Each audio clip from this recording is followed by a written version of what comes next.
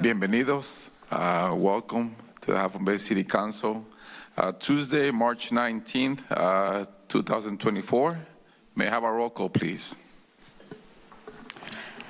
Councilmember Brownstone. Here. Councilmember Penrose. Here. Councilmember Reddick. Here. Vice Mayor Rarback. Here. Mayor Jimenez. Here. We have a quorum. May we stand for the pledge, please?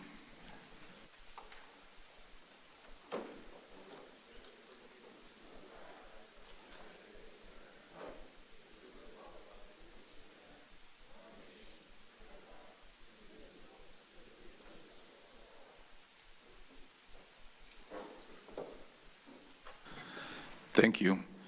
May I have a motion to approve the agenda? So moved. Second. All in favor? Aye. Aye. Do we have any proclamations or presentations? No proclamations or presentations this evening. Thank you. Mayor announcements, that's me, thank you. Last Sunday, there was a farm worker conference in Pescadero. It was a great turnout. The astronaut Jose Hernandez was present. Saraí Espinosa was also present. Great turnout. I believe it was organized by COSA Hope and Puente de la Costa Sur and a group of farm workers from Pescadero. There was a lot of tabling, there was a lot of resources present, a lot of information for the community. I hope to see that happen every year. I think it's a good way to bring out resources for our community, especially for farm workers. There was two panels of farm workers, a panel of women farm workers and a panel of men farm workers. They did an excellent job talking about their experience being farm workers and the experience about working in the local farms. And I want to make sure that we thank our farm workers for their labor. Thank you. Also, I have if you came in at the entrance table, there's a flyer. There's going to be an opening April 4th. The OCC, the Opportunity Center, is going to have a ribbon cutting event. It's at 5:30. Everybody's welcome. There's 4 different organizations that are going to be in the building. If you have an opportunity to join us, please do. It's a great opportunity for our community. And that's it on my side.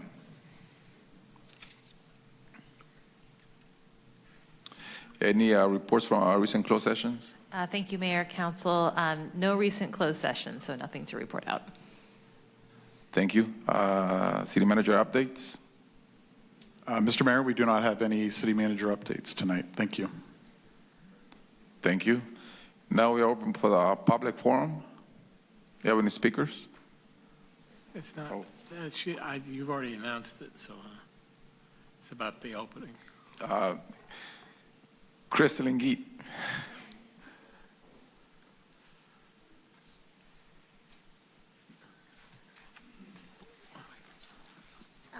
Crystal Lynn with the COSI Chamber, sharing the thunder with Mayor Jimenez.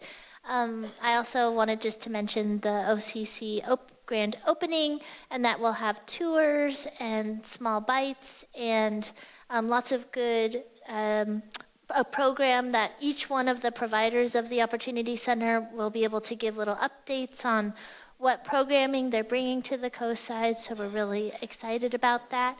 And then I also wanted to mention, in case anybody missed their online version of the paper today, our old building is going to be the new SAL, the new Sheriff's Activity League building. So that was kind of underway when we were getting the go-ahead to move into the new space. So we're very excited that that worked out for them and really excited to have them right here in downtown. So thank you. Thank you. May I have a motion to approve that consent calendar? So moved. Was that the only public forum item we have? There's nobody else in public forum? Yes. Nobody else? No. No online speakers either.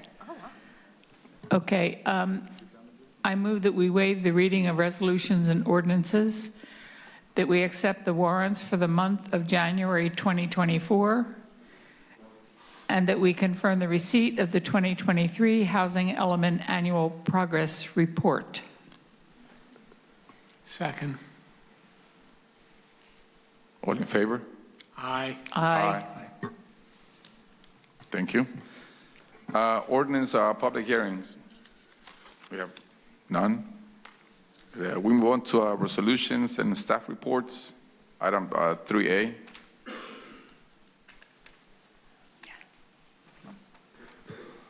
Thank you, Mr. Mayor. Tonight, we are welcoming Seth Miller, who is with the League of California Cities Peninsula Division. The League of California Cities is an association that provides support in a variety of areas for cities in the state of California.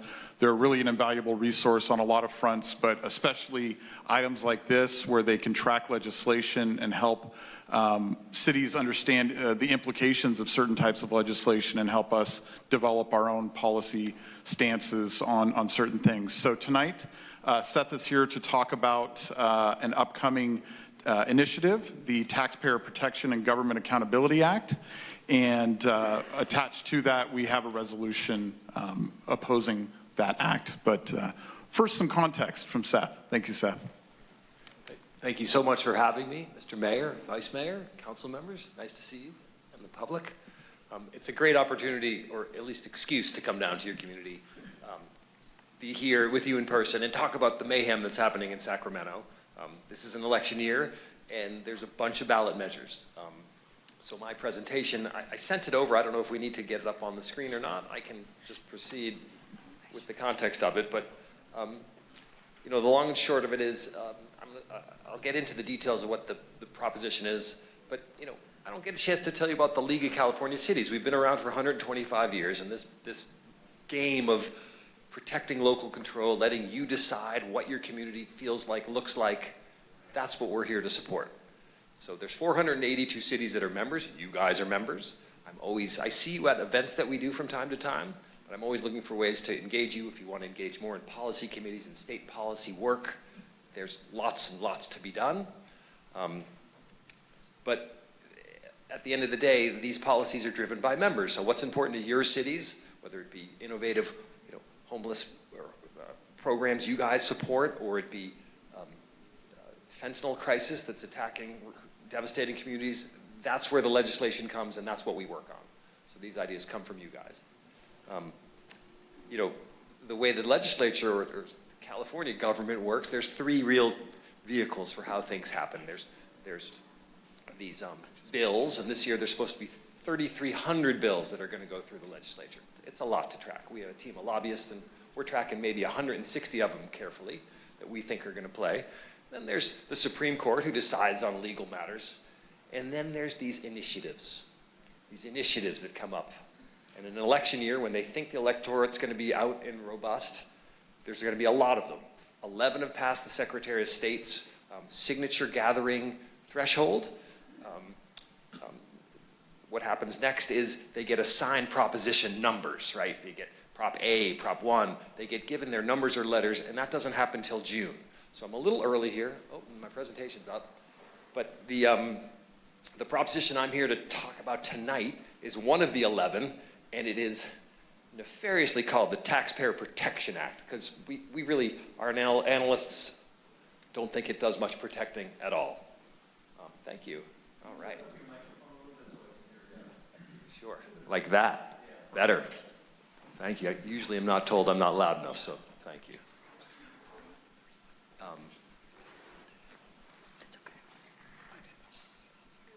So I was saying the main measure I'm going to focus my remarks on this Taxpayer Protection Act. And I'll get into a little bit of what the language is and what the intent is, but let's just start. If you've been around this business long enough, you look to see who's funding it first. Who's behind this thing? And it's the Howard Jarvis Anti-Tax Group, again, and they've raised $17 million so far. This is all public. And their main funders are these folks that I actually hadn't heard of, but right there in the middle, Blackstone Capital gave $3.5 million because They think it's going to benefit their bottom line. They think it's going to tie up government. It's going to keep taxes from being advanced in a bunch of the places where they're working. And I'll get into the specifics of how they think they're going to achieve this investment and get their money back, because that's what they're doing. What's at stake are approximately $20 billion in local revenues that have been passed, local ordinances, local bond measures that have been passed. They're going to now have to be re-balloted, re-brought to the voters. And the issue is the voter threshold, right? When you want to pass a local measure, is it a simple majority or is it 2/3 majority? And all the polls tell someone that it's 2/3 majority. That sounds okay. That means I'm going to pay less taxes. But when you get right down to it, that means you're being run by a minority, and it means you're not able to do the things your community might want to do in the future. This is a constitutional amendment. This changes it forever. So, again, to get into what it's actually doing when you read the language, it says, first and foremost, that voters have to pass these measures at 2/3. And there can be no longer citizen measures that come in at 50%. All measures anywhere are 2/3. And even moreover, when there is a fee or any type of cost associated with government services, that can now be challenged by the public. So it's really a legal litigation support measure. So anytime you question the cost of a fee to rent a ball field, to book someone in court, to assess an affordable housing unit and what that inspection fee is and what your city charges for that, those can all be challenged. And we feel like it's a system that's just going to gum up our entire way of doing business. So, these are some examples of the different fees that will be, you have a fee schedule every year you all approve. This is what we charged for building permits. This is what we charge for fire inspections. All of those fees can be challenged legally should this measure pass. It's a scary thing that can really slow down local government. And of course, threaten local control. Now, on the positive side, who's for this thing? It's the League of California Cities, it's the Alliance for Better California, it's the SEIU, it's teachers unions, it's a lot of folks that are more working class, interested in government running efficiently and smoothly. And it's that clear. The governor is opposed to this thing and has been taking out op-eds and has been working with former Governor Brown on a brief that's going to the Supreme Court, trying to get it taken off the ballot. We won't know about that until June, which is when a numerical number will be given to this thing. But the reason I'm here with you guys now is because citizens and residents will ask you, hey, what's this measure about? And you guys have been elected for a reason. You gotta know about these things and you gotta be able to explain it to them. And this one is complicated. It sounds like government's taking all our money. Hey, my utility bill is up. Is that the same? People are confused. And so if you can let them know that this is different. This is our ability to control our own destiny, our ability to manage our own city. We're gonna say no to this one. And that's why I'm here in person for you. The campaign will kick off right after June, once we get a proposition number given to it, and we know what we're fighting for, and we're investing league resources, SEIU real money for both media campaign and print campaign that you'll be part of. And should there be an opportunity to come down and help educate the community and work on this thing later in the summer, I'm glad to do it. So with that, I'll let you get back to the important work of running your city. But I'm open to any questions should you have any. Thank you, Seth. Mr. Mayor, just what we're asking tonight is for the council to adopt a resolution having the city join the Stop the Taxpayer Deception Act coalition, which, as Seth pointed out, is a growing group of local governments, public safety, education, labor, and infrastructure groups throughout the state. We don't feel like this is in the best interest of the community. We still believe that ultimately the decision about taxation belongs in the hands of the voters. And as Seth said, this change of law, which interestingly enough wouldn't have to pass by the same threshold that it's requiring taxes, interestingly enough. It allows very vocal minorities to control the future of cities instead of the community at large. So for that reason, we recommend that we pass this resolution. Thank you, Matthew. Any comments? Questions? No, I'd like to move that we adopt a resolution in opposition to the initiative number 21-0042A1, the Taxpayer Protection and Government Accountability Act, on the November 5th, 2024 statewide ballot. I'll second that. Mr. Mayor, I think we don't have anybody that's turned in a speaker card, but I think we should make a call for public comment before we take a vote. Do I have any public comment on the item? No. There are no online speakers. Thank you. Can I have a roll call? Councilmember Brownstone? Yes. Councilmember Penrose? Yes. Councilmember Reddick? Yes. Vice Mayor Rarback? Yes. Mayor Jimenez? Yes. Motion carries. Thank you. Thank you.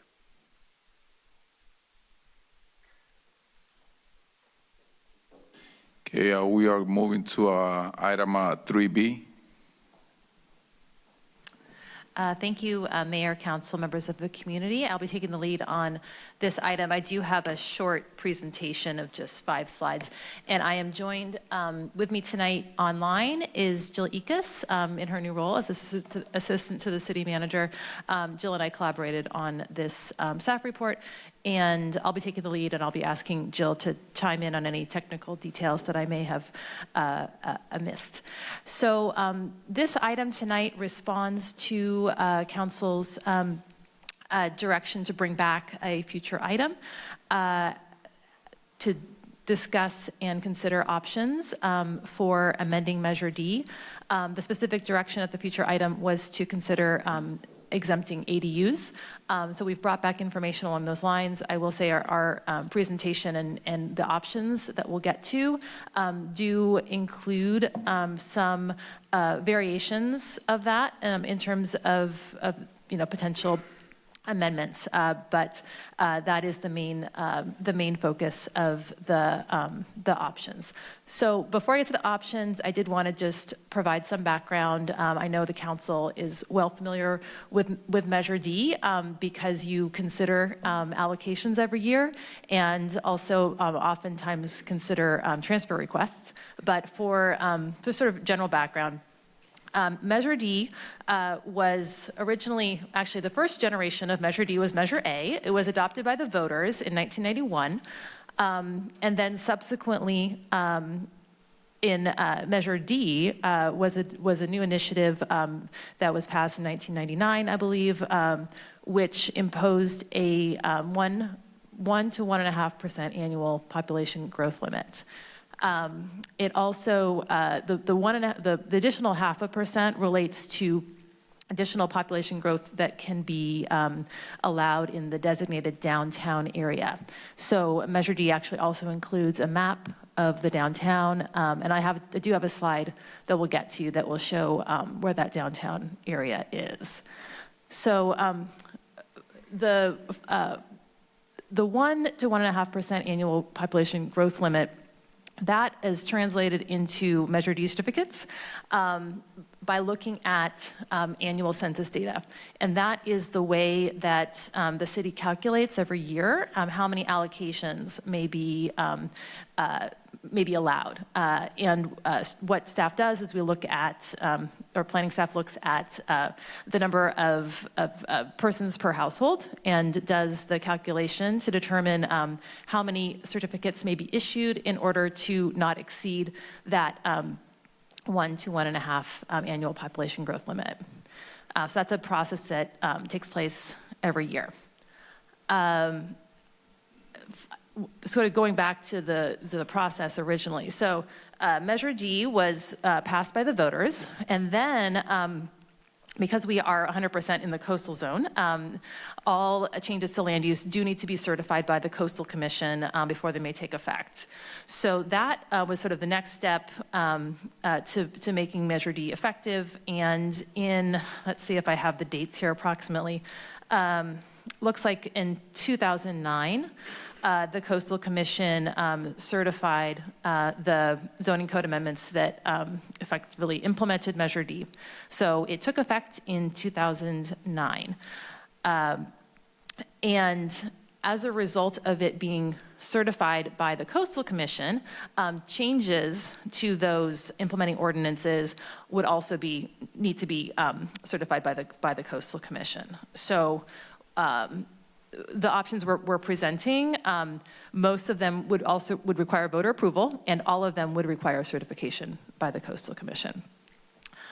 And I would also just mention that the city, as you know, recently updated its land use plan, and Measure D was sort of reaffirmed in that document. So it is also one of our policies in the updated land use plan. Let's see. I also wanted to just talk about some of the changes in state housing law. So when Measure D was drafted, accessory dwelling units were not such a thing as they are now. They were not, part of state housing law and part of our housing element at the time. So Measure D doesn't talk about accessory dwelling units, and that has become a challenge in terms of how to implement state housing law and our ADU ordinance in conjunction with Measure D. And so that's really what I think, has brought this item before you tonight, and some of the direction that we're looking at in terms of staff direction. Okay, I'm gonna advance this slide here. Actually, I'm gonna pause for a second and just see if Jill wants to chime in on anything just in terms of the history or the context. Hi, Council. Hi, Catherine and everyone. Can you hear me? Yes. Great. No, that's a great background, Catherine. I know Council is very familiar with it, but it's helpful to community members who are trying to get Measure D allocations right now to revisit that context. The only additional note I'd like to add on this slide is that in discussing the draft housing element that we're bringing through the State Department of Housing and Community Development, staff has been advised that HCD has real concerns about the city's application of Measure D in a number of ways, including for accessory dwelling units. I will also note that the county in the coastal zone has a certified LCP where absent a ballot measure, the certified document actually limits annual number of dwelling units to about 40 a year. Previously, the county was exempting ADUs and affordable units, and now my understanding is that they have been advised to, more recently, that they would have to count them, but they're getting the same kinds of comments that the city of Half Moon Bay is from HCD. So this is something that these two state agencies, the Coastal Commission and HCD, aren't completely aligned about. Thanks. Great, thanks, Jill. Thanks for that additional context. The next slide here I wanted to present just before we get into the actual options. I mentioned that Measure D, the ballot measure, included a downtown map. And this is the area where that potential additional 0.5% of growth may take place. That's the map on the left-hand side of the screen here. And this is the original redevelopment area. The map on the right is the map of the town center, which is part of our current land use plan. And this is just to highlight that the maps are not, they're similar, but they don't quite overlap. And So we'll get into the options here, but if the council were interested in updating the map to reflect the current downtown area, that would require an amendment to Measure D. Jill, anything else on the maps you want to mention?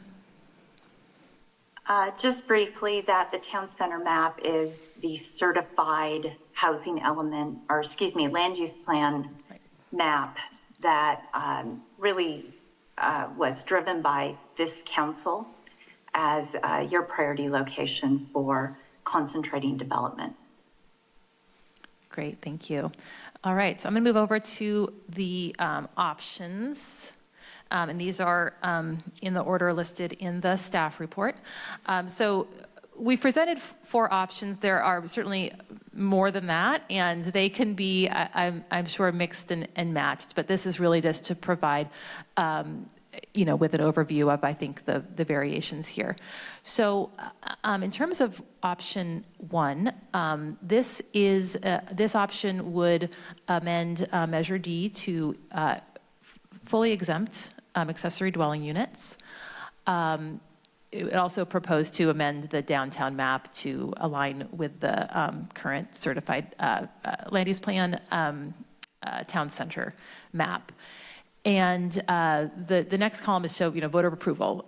So staff has concluded that voter approval would be required to exempt ADUs. And this is in part informed by the fact that the council actually previously tried to do this option 1, or at least the exemption of ADU portion, to exempt ADUs from the Measure D certificate process. And this was an ordinance passed, and I don't have the year right in front of me, but it did go to Coastal Commission staff, the Coastal Commission, for potential certification. And the feedback that the city got from coastal staff is that this just a full exemption for ADUs was not consistent with Measure D and not consistent with our certified local coastal program, insofar as the policies in our LCP are intended to make sure that infrastructure and those types of resources do not align with increases in population growth, such that population does not outpace our ability to provide infrastructure. I'm sort of paraphrasing here, but that's essentially the gist of it, and we did include that rationale in the, it was 2014 that this went to Coastal Commission. We did include that information in the staff report. So in any event, this would, this option would require voter approval and Coastal Commission certification. Option 2 is a little bit more nuanced. So here we've teed up an option that would require that ADUs obtain just half a certificate and a full exemption for junior ADUs. And while this would require a little bit more, research,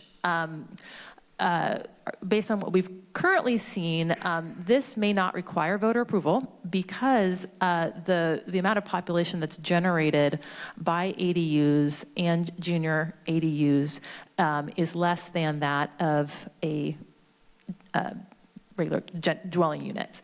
And in fact, our certified land use plan update acknowledged that and basically attributed ADUs as effectively being half a single family unit. Yes, I see a question from Councilmember Penrose. I'm sorry, I'm back with the acronyms. I'm not sure everyone in the audience knows what an ADU is or what a JADU is. So if you could explain that would be helpful. Thank you.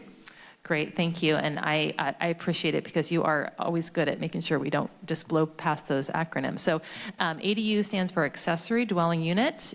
Another synonym for it, some people refer to them as, granny flats. I've heard terms along those lines, but that is the term in the state housing law, ADU. The JADU is a junior accessory dwelling unit, smaller in size and enclosed wholly within the main unit. Thank you for that, flagging that. So the rationale for why this may not require voter approval is actually that these do not generate the population at the same level as regular dwelling units. And that's consistent with our certified land use plan. And then actually also recently we did a sewer rate analysis that also used roughly half a dwelling unit in terms of how much sewage ADUs generated compared to regular units. So that's option number 2.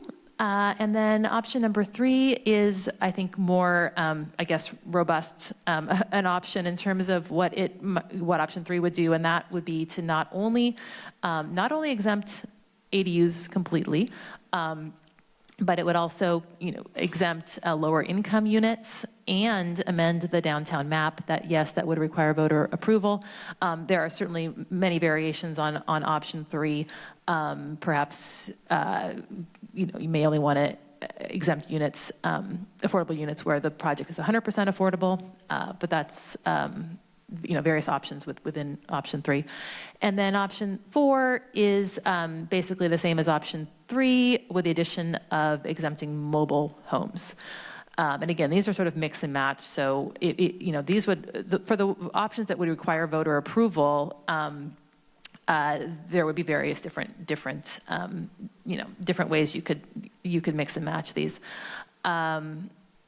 There's a note in the comments here that the Hilltop Mobile Home Park expansion already has Measure D allocations, thus this alternative might have limited benefits. Again, I'm going to pause there, and Jill, see if there's anything you want to add to these options. Thank you, Catherine. I thought you covered that really, really well.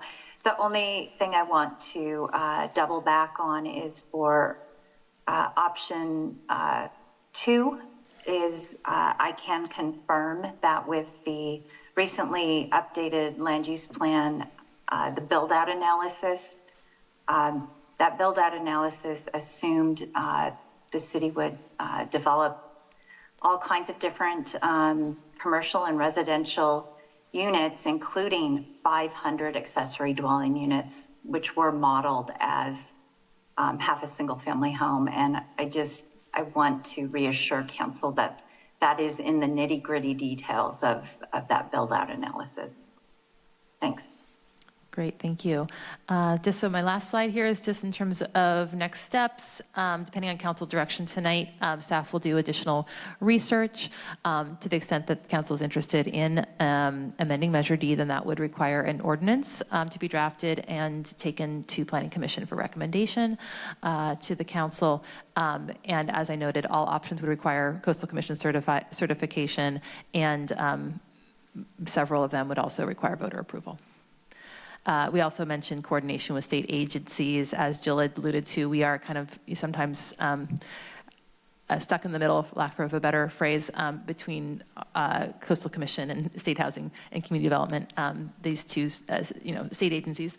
And so we would want to, stay in coordination with them to ensure that, any amendments to Measure D align with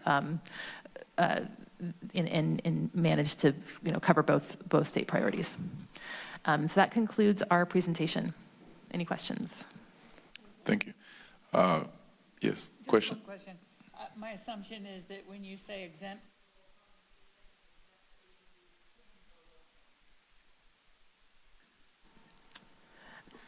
No, this would actually be exempting the mobile home units, yes. Go ahead. Yes, so on number 3, why differentiate between accessory dwelling units and deed restricted? Why not just say all ADUs? Wouldn't that include deed restricted affordable units for very low and low income? So this option 3 actually goes beyond ADUs. This is sort of providing a full menu, would be proposed to exempt low-income units of all types.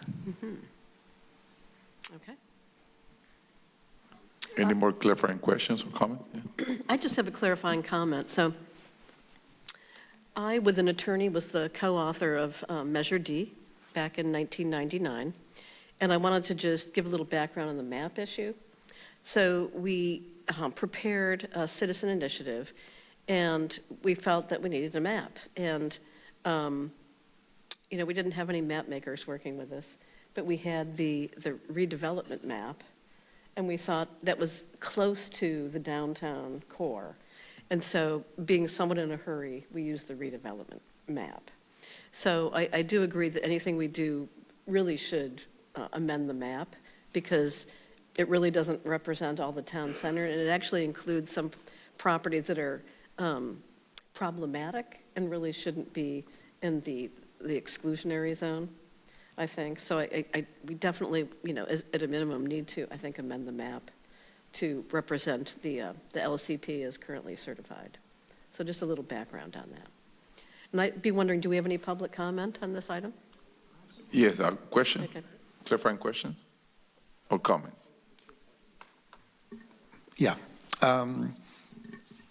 And Catherine and Jill can help me with this, but I feel like there's some more context involving the choices here, looking at some of the other factors happening at the same time this year. So we were in the process of getting our housing element approved.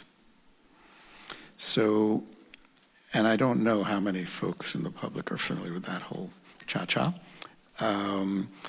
So you did hear Catherine mention the Department of Housing and Community Development, also known as HCD. So now we got that acronym defined. So the HCD is a growing agency that is empowered to enforce a housing element. And you may have been reading about it. Many cities up and down Peninsula either have had their, well, I wouldn't say many have had it approved, but a number of them haven't. Some have had their housing element approved, where they recommend the number of affordable housing units that a community needs to build. And that housing element, if approved, I think is put in place for 10 years. Is that right? Or I believe it's an 8-year cycle, okay. but we're already, I think, a couple years in, so we've got about 6 left. So it's significant in the sense that everyone's agreed they know what to expect once it gets approved. Now, if it's not so I was really wondering, I was researching more and more about HCD. I said, are people going to really comply with this? Does it have any teeth? And they've been hiring a lot of folks to enforce their housing elements. It has a lot of enforcement and legislative support behind it. And I believe we're hoping to maybe get our housing element approved, maybe by summer. And Jill Egas and staff, really put together a very thoughtful proposal for housing element. And I think when we make our decisions here, it would be helpful to think about making decisions that the HCD would feel good about in terms of our commitment. Because here's what happens if you get on the wrong side of the housing element approvals. That's where you'll read stories using the term, it opens it up for what's called, is it developers' options, but choice, builder's remedy.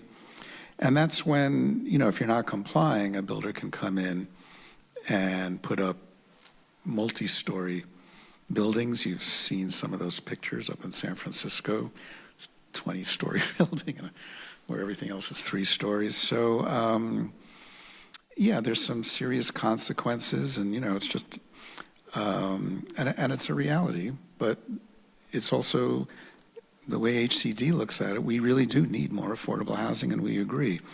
So I think as we make these choices and considerations and just educate the public, these are some of the things that are in the back of our minds, because we talk about it all the time, but you don't always hear about all those extra details at our council meetings, or maybe it was discussed months and months and months ago.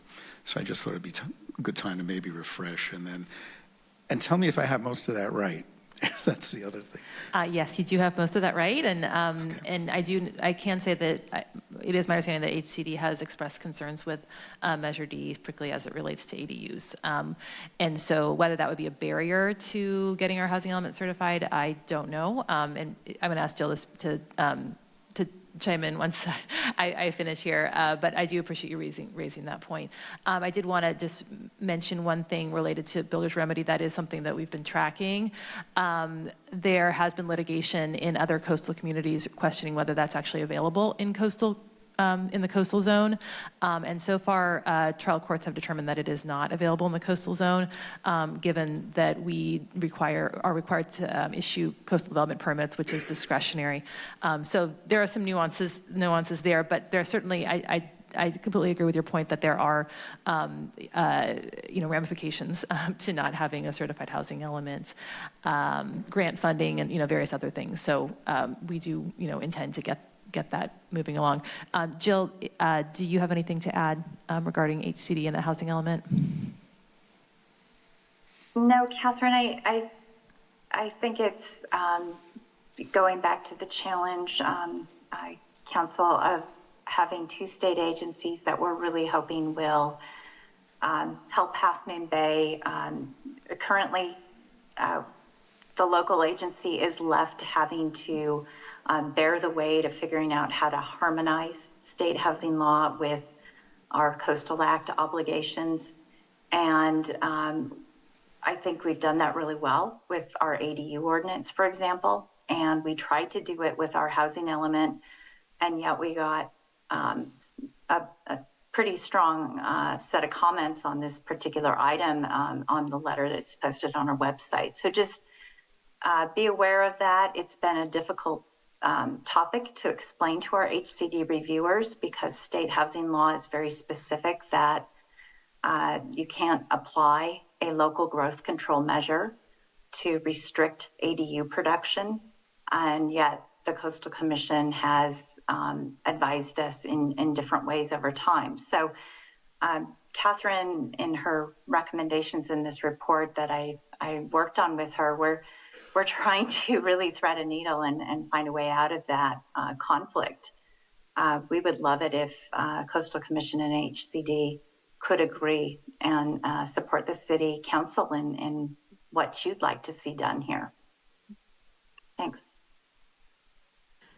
I'd like to just add that, the landscape has changed dramatically in the 10 years since the Coastal Commission ruled in 2014 about ADUs.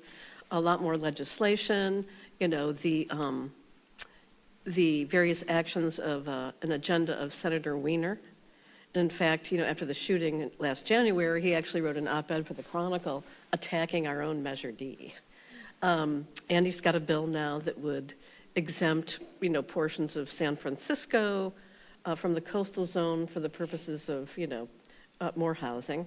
And of course, Coastal Commission now and many groups are trying to fight that. But it seems like every year the legislative agenda is more and more pro-housing. And I read the HCD letter and found it alarming. In fact, it was kind of like a thumb in your eye. They were really, really nitpicky. They basically said the ADU was not compliant here in Half Moon Bay.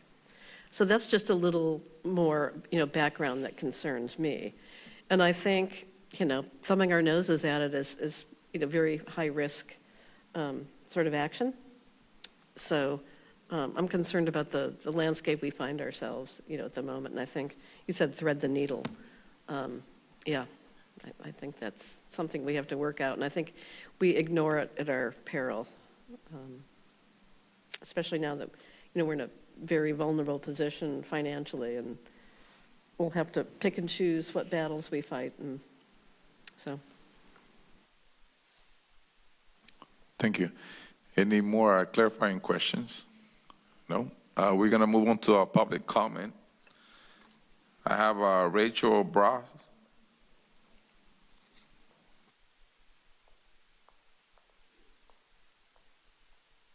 Good evening. Thank you for letting me speak. My name is Rachel Bras. I built an ADU in 2021, gracefully and thankfully, because I bought my house in 2018 in the downtown corridor, and I just wanted to put a face to the granny flat that I'll be living in when I retire. It'll allow me to age in place. It'll allow me to have my family move closer to me. And I hope that you make it easy for all citizens to put an ADU on their property. Thank you. Thank you, Rachel. We have next Tim Pond.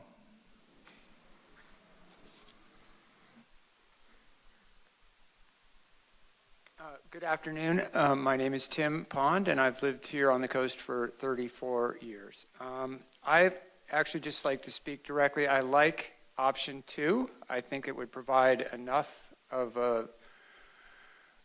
quantity to satisfy what we were looking for in terms of numbers of units on the coast in terms of demand.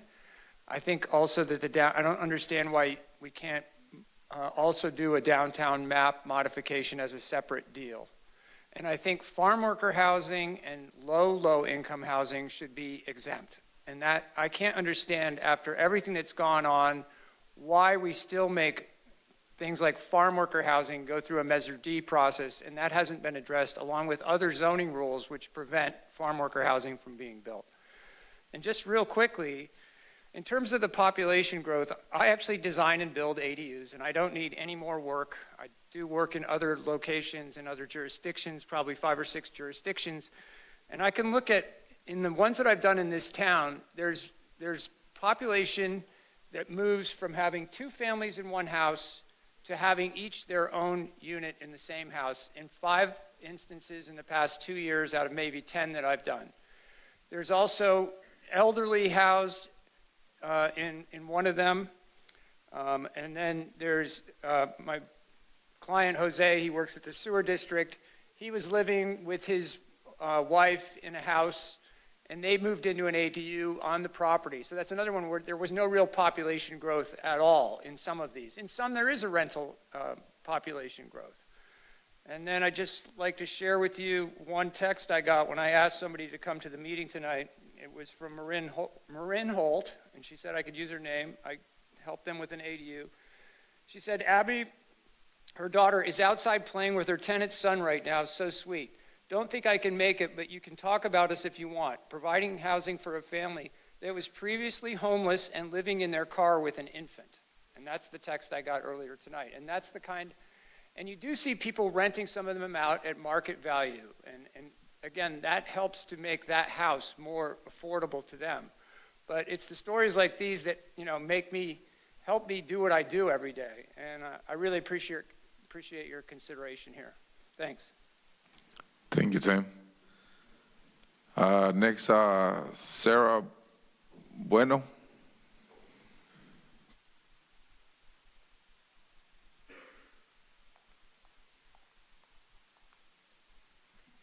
Good evening, council members. My name is Sarah Bueno, and I am a resident of Half Moon Bay.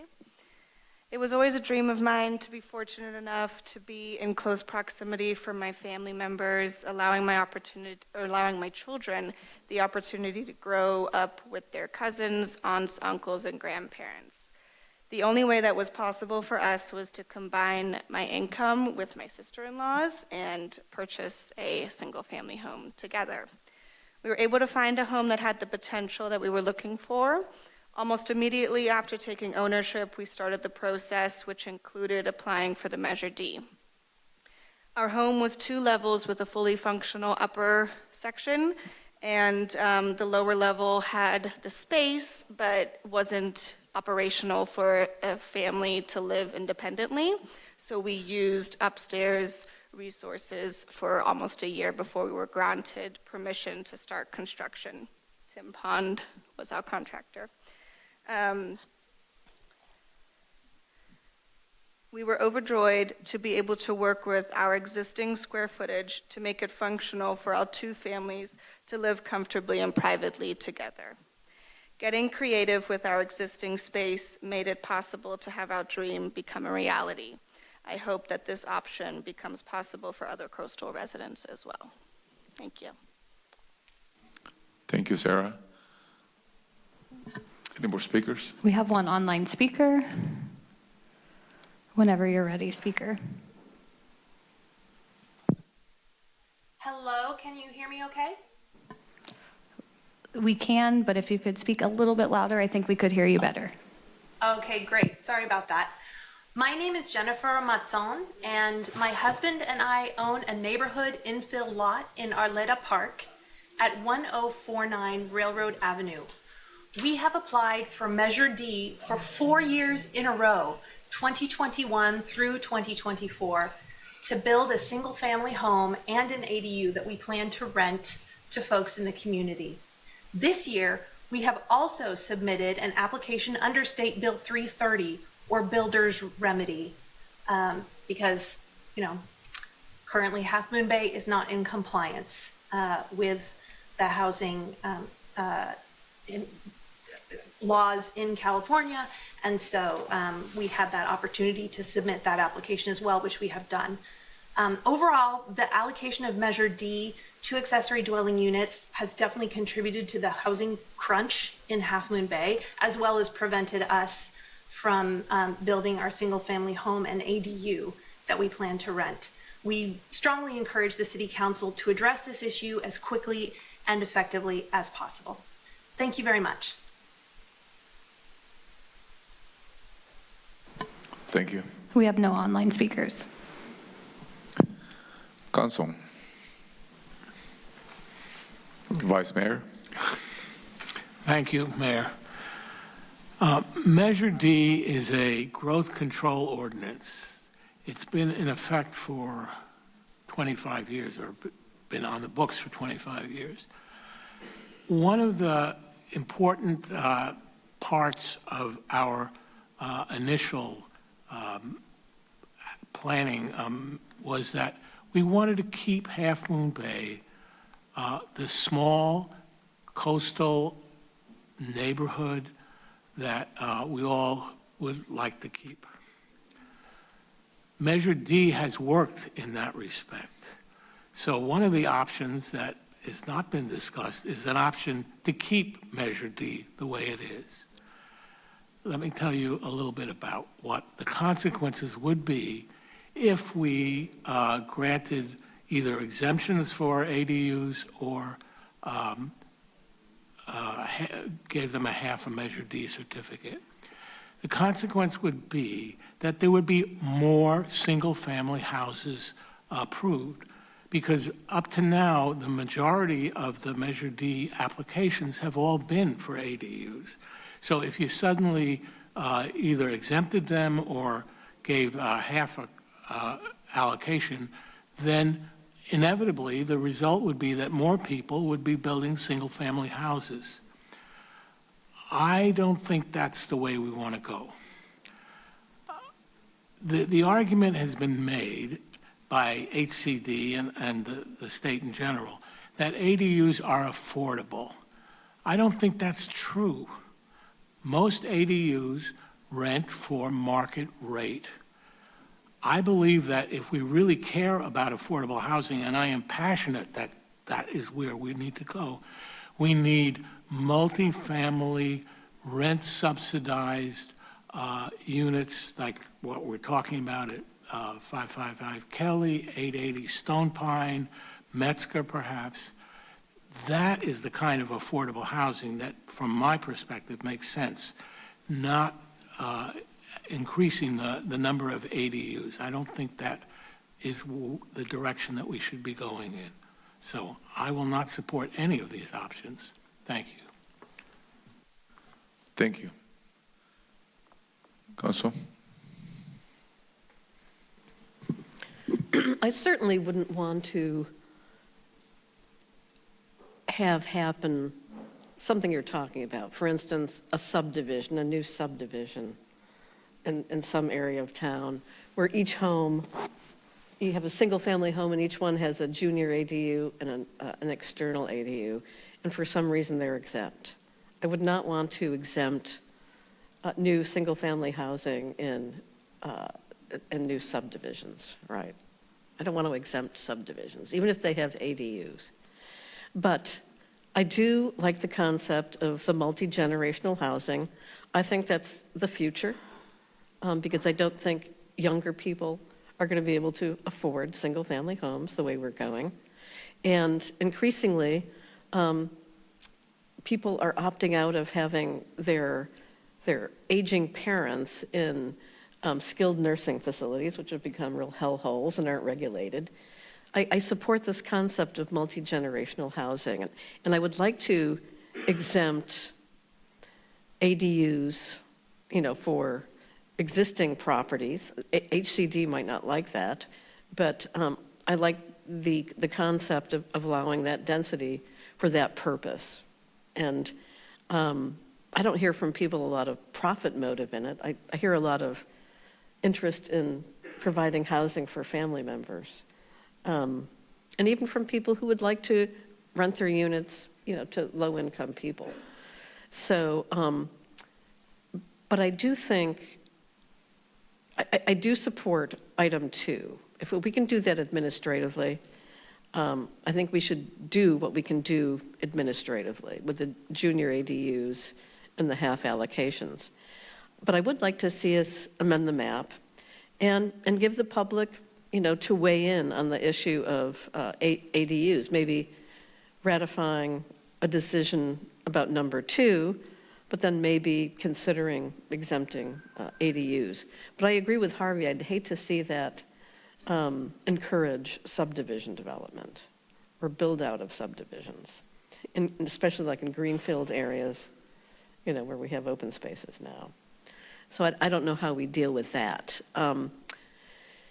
I like the idea of mobile homes. I love the idea of manufactured home communities that allow people ownership and the ability to, accumulate wealth as opposed to just spending money on rent. My concern would be, how many mobile homes do we actually, want in town, right? So there's an issue of, quantity there, and is it appropriate for our vision and the LCP? But I think I'd like to find a way to do more manufactured home communities. So I think, Measure D is 25 years old. I certainly, have a stake in it. It was partially my baby, but I think we have to adapt to the times as well and look forward and see where everything is headed. I think doing nothing will just invite problems with HCD. And I think the Coastal Commission is under pressure to adapt on the housing issue. I don't think they're going to get away completely free unless for some reason there was a new citizen initiative around the coastal area that, put a flag in the ground on it. There's clearly action against the Coastal Commission going on. So I think we need to consult with them, and I like the idea of consulting with HCD. I think we need a solution, and the solution isn't do nothing. So I'd like us to, explore these options with those agencies. And I think we need to test it out with the public. I hear all the time, why would you not allow ADUs? Seems like a no-brainer to me. And I agree with that. And I don't, the problem with only exempting, deed-restricted ADUs is that most people, it seems to me that I talk to, are financing them. And if they have to say they're deed-restricted, I think that affects their ability to finance. And it also affects their ability to, pay off their loans, right? They have an initial amount up front that they have to, recover from. So I don't think it's really feasible to just exempt deed-restricted ADUs. Deed-restricted housing, yes, that makes sense. But to apply deed restriction to ADUs does not make sense to me. Private, single homeowners with financing, I just don't see it. They are more naturally affordable in the sense that you can build one and own one, for less than $500,000, which is amazing, these days. Rent is a different story, but, I think I think that's the direction I think we should be going in and looking at a way to do it sensibly. So.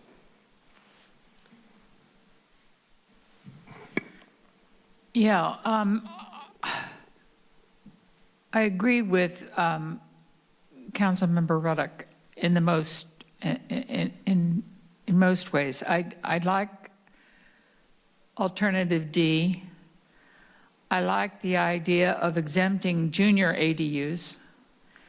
I'm not certain that we need to do a map amendment at the same time that we're doing this. Someone from the public brought that up. Why does it have to be included as part of this? Is there a reason for that, Catherine? There's an option to do the map amendment, but it's not a requirement.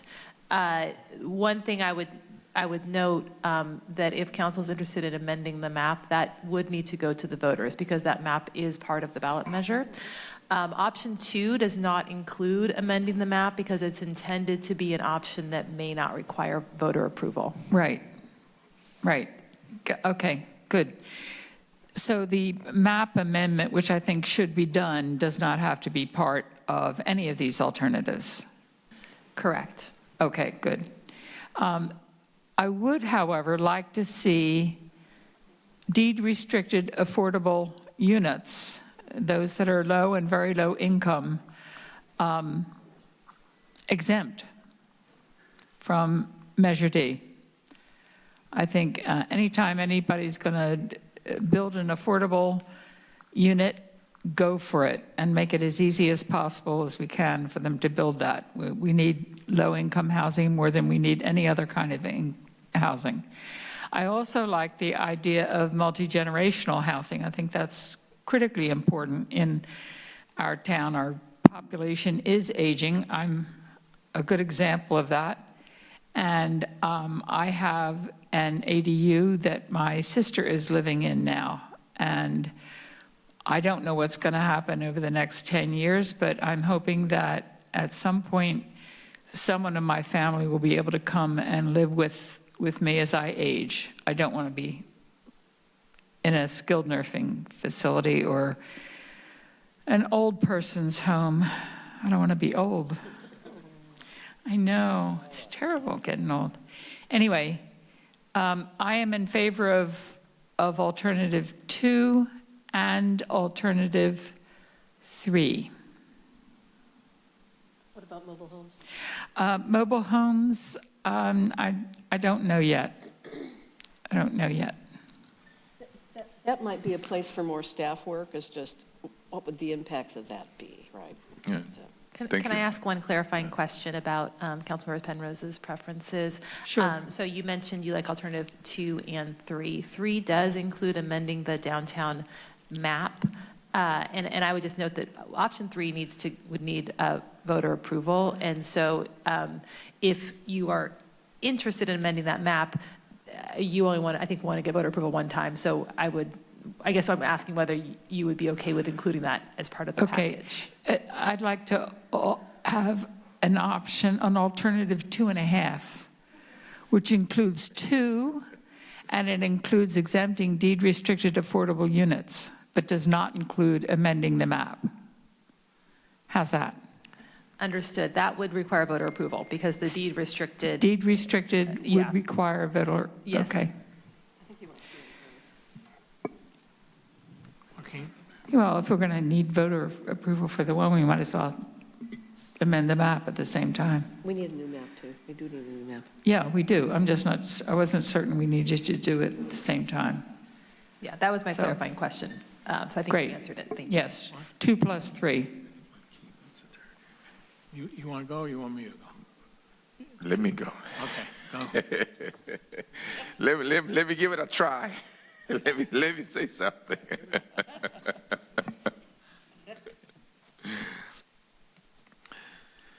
We are in an emergency in Half Moon Bay, when it comes to housing.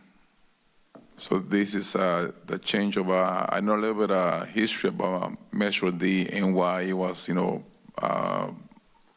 implemented in our community. there's a lot of history behind it. And I do agree when it was done back then, now things have changed. There's been a lot of change. So when it comes to the options, I'm actually up for option number 4. I think that's where I stand. I think we do need to exempt, ADUs. We need to exempt or low-income housing that we are in emergency. We have a lot of families that need housing. And also, looking into the opportunity when it comes for our moderate to low-income families to build wealth. It comes in the form of our purchasing a mobile home. A prefabricated home. We have our community of Cañada Cove, that I like the way it looks. It's well taken care of. We're having the opportunity to have prefabricated homes for a farm market community on Stone Pine. But the mobile homes are also I concur with Councilmember Reddick, that it's an opportunity, for families to build wealth. ADUs is the same thing. I like the idea of families actually living together, coming together to purchase a home and build an ADU, either for family members, that could be, as a parent's age, to age in place. I mean, what could be better than that? Taking care of our parents. I like the option number 4. It's something they after visiting all the options, thinking about the ADUs. At one point, I was against, ADUs. I didn't think there was what our community needed. But now I see it different. I see a lot of our community members actually benefit from having ADUs, especially when they're affordable. I know some of the ADUs don't allow, large families, but some of the ADUs actually do allow a couple plus a child. And then that makes a big difference, especially with the need of housing in our community. And then on the mobile homes, it's something when the permits come out, we can actually provide those mobile home, communities, faster. To build a single-family home, a multi-family, home, it takes years, 4 to 5 years. When it comes to ADUs, they move a little bit faster. And when it comes to mobile homes, prefabricated homes, it's also faster. In our times, I think that's what we need. So I like number 4, 3 plus the mobile homes. Vice Mayor. Thank you. Nobody is saying that ADUs are bad or shouldn't be built. This whole conversation has been about how wonderful ADUs are, and in many respects, I agree with that. What I don't agree with is if we pass either having a half an allocation for an ADU or making them exempt, the unintended consequence will be that there'll be more single-family homes that will be entitled to Measure D allocation. And I don't think that's good for the city. So I think that the drift of this whole conversation about whether ADUs are good or bad is not what I think we should be talking about. We should be talking about the consequences of amending Measure D to make it easier for single-family homes to be built, which is what I think would be the inevitable consequence. So believe me, I don't think ADUs by themselves are bad. I just think that amending Measure D would be a bad step. Thank you. But to Harvey's, A question for staff. I thought that there was a backlog in the number of people applying for ADUs, that we had many more applications than we have Measure D certificates for currently. Is that true? And if so, what are those numbers? Because if there are 80 people looking for, currently looking for an ADU Measure D certificate, and we say all they need is a half of one, that means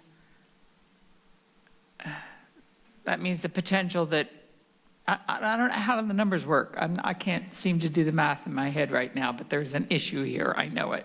Yes, there is a backlog, and I'm hoping that Jill might be able to help us with some of that numerical analysis. Yeah, thank you.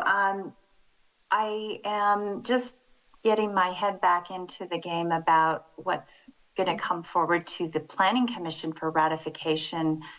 It's supposed to be done in April. Planning staff have been reviewing the Measure D applications that came in before January 31st. There are many more applications than available allocations for Measure D allocations outside of the downtown area. A significant number of those allocations are for individual ADUs or ADUs with a new single-family home.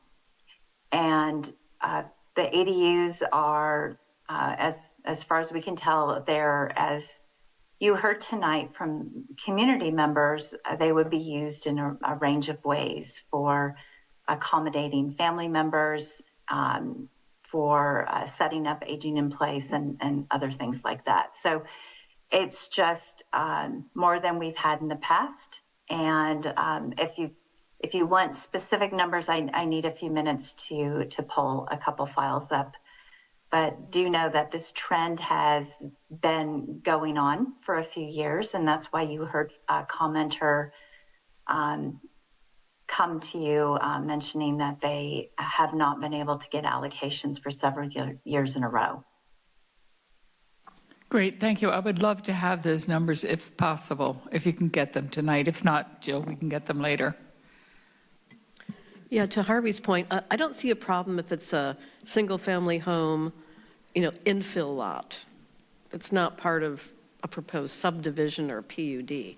What I'm worried about is exempting whole subdivisions because each one of those houses has an ADU.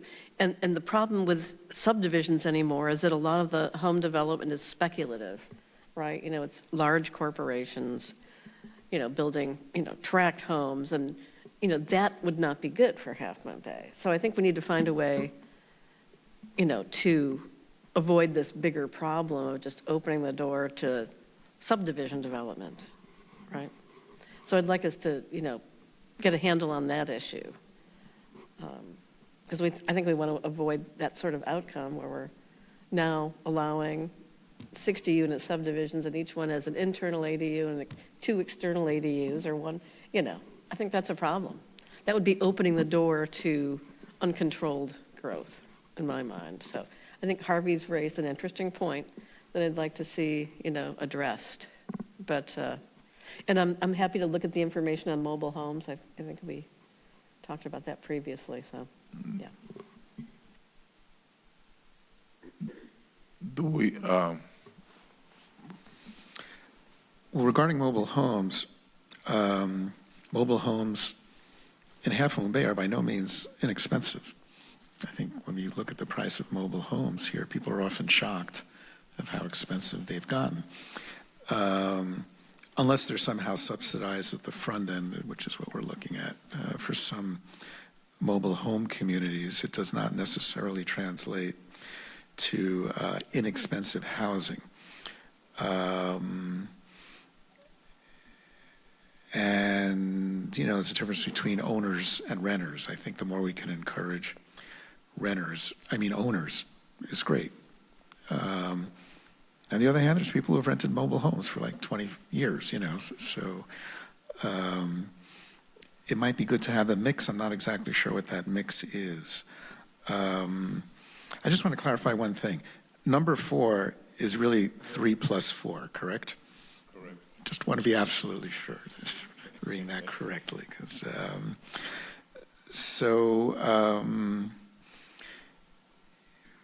because of new legislation, yeah, people can subdivide and build, and speculators can come in and do that. I mean, right now, there's nothing that necessarily prevents that, is there? Well, I think the maximum is 4 units, right? They could take a lot and build 4 units, or 2, full-size homes with each one with an ADU. So that's a little different than, say, like a 60-unit subdivision in a PUD, or, Right. So, yeah, we got to keep an eye on that, and whether or Yeah. not people can build 3 ADUs on a unit and have a tiny, Right. a tiny house, 3 large ADUs. Well, it's the issue of Pacific Ridge, right? We had this discussion a couple of years ago. So, thank you, Harvey, for pointing that out. I think if there's a way to work through that, we should, for sure. Yeah. Now, I want to clarify, there's something you said, Councilmember Ruddock, I just want to make sure I heard. You said, of course, we should exempt existing buildings earlier. Did you mean existing ADUs or existing build? Oh, I wasn't sure what you meant. Single-family homes, wanting to build an ADU, or, if it's like, say, in Arleta Park, there's still a bunch of undeveloped lots. Somebody wants to do, I'm sorry. Somebody, say, has an undeveloped lot in Arleta Park and wants to build a house, and they could build an ADU too, and I would exempt that. But somehow you have to distinguish between that sort of situation and, again, subdivision development. That would be like more than 4 units, for instance. Right. I need to see also a few more numbers. So you mentioned an ADU, can cost less than $500,000. I'm really curious, and hearing from some of our builders, I know we have at least one here, but from a few of them, what is the average cost of building an ADU? Is it closer to 200,000 or 500,000? And what are some, I don't want to deal with just one builder, sorry, but I like staff to check it out with a few builders. We have quite a few builders of ADUs, and get some numbers just to see what that reality is. And I ask that because it goes to that question of how much you deed restrict. When we're talking about deed restrictions, by the way, we're talking about restricting the amount of rent that can be charged for an ADU. And number 3, that's referring to affordable housing developments in town, not ADUs, yeah. That's just for not for ADUs. I thought it said, okay. So, got it. Nothing to do with ADUs. It exempts ADUs and just deed restricts the affordable units. Got it. So, in that case, I have no problem. I could ease. Now, can we can we do all of 2 and then some combination of 3 and 4, run it by HCD, and that's what negotiation is about, and do a little trading and see. Because usually there's something that they're more concerned about than another, right, in any given moment. So if we can kind of pinpoint the sweet spot that works for them and then bring it back to council, because right now we have a number of options. We're still kind of missing how hard and fast, HCD and Coastal Commission are a few things. And you know what, we've been there before and thinking, oh boy, we got all these comments and Coastal Commission. And then we came in strong and said, well, look, we have a real win-win situation here. And they saw the logic of it. Plus, when they make a decision like this, they're thinking about the impact on other communities too. That if we have something that's good and workable, that could also work for others without creating a precedent that they're worried about. So is that enough direction? Are we getting for you to go back with at this point? Is that what we have, 4 plus making some 2 A mix of 1, 2, 3, and 4. I mean, I think we're going to want a little more consensus on what to pursue. I have a clarifying question of my own. Just, I've heard a couple of comments that I might be misunderstanding, but I want to make sure we have a chance to make things clear right now.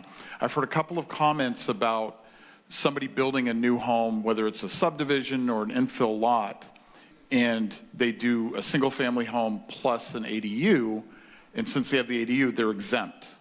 And in that case, the single-family home would still need a Measure D. Under any of these scenarios, the single-family home would need a Measure D certificate. It's the ADU that would be exempt. Maybe you all understand that. It's just the way some of the questions have been asked, I wasn't sure. Very helpful. Okay, good. I did hear that. Yeah, and that's the case. In none of these scenarios, unless it's a deed-restricted single-family home, would the single-family home be exempted from a Measure D. So a person couldn't use ADUs as a sneaky way to get past Measure D certificates to build a bunch of housing. Just the ADUs would be exempt under some of these scenarios. The single-family home would always require a Measure D certificate unless it was deed restricted, affordable housing. In order to get this on the November ballot, isn't that what we're talking about? How quickly do we have to make our decision? So I want to make sure Jill has an opportunity to respond to the feedback, but essentially the deadline for placing measures on the November ballot, it falls in early August would be the drop dead deadline.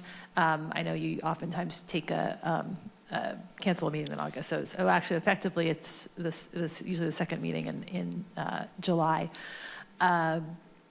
But that would, give us some time. And I could also see, given the feedback of I think some consensus, not complete consensus, but at least 4 of you supporting option 2, and then perhaps some combination of 3 and 4 with more, staff research. We may want to take a 2-step approach. But I do want to give Jill an opportunity to synthesize what she heard. Thank you, Catherine. Council, coming back on a couple of the topics regarding mobile homes, just for a sense of scale, the Stone Pine Cove neighborhood, which is at 880 Stone Pine, this is our farm worker housing neighborhood, it has 47 units and it's already received 28 Measure D allocations, so it would need another 19. As noted, Hilltop Mobile Home Park, its expansion with 32 units, those have already been allocated. The only other area in town that is zoned for a significant number of mobile homes would be a potential expansion of Pinata Cove. This would be consistent with the LCP, and we would estimate a build out on the order of 40 units. So to exempt mobile homes through a ballot measure, it would probably be too late to pick up anything for Stone Pine Cove. However, there are enough allocations left this year for Stone Pine Cove because that site is located within the downtown area. It would help Pinata Cove in future years if you were interested in pursuing that.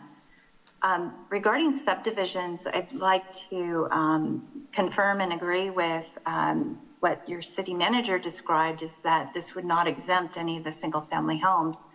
But also remember that applications for subdivisions, the Measure D application in advance of those considerations includes all of the units in the subdivision, and often those need to be handled if it's more than 10 or so units, would need to be handled in a phasing plan, which is something that council has discretion over. So there's definitely still a bit of a governor, so to speak, or a tap of the brakes, and a lot of consideration that is required with subdivisions that is really on a different track than what we're talking about with infill sites, be they in outside of downtown within existing neighborhoods or inside the downtown.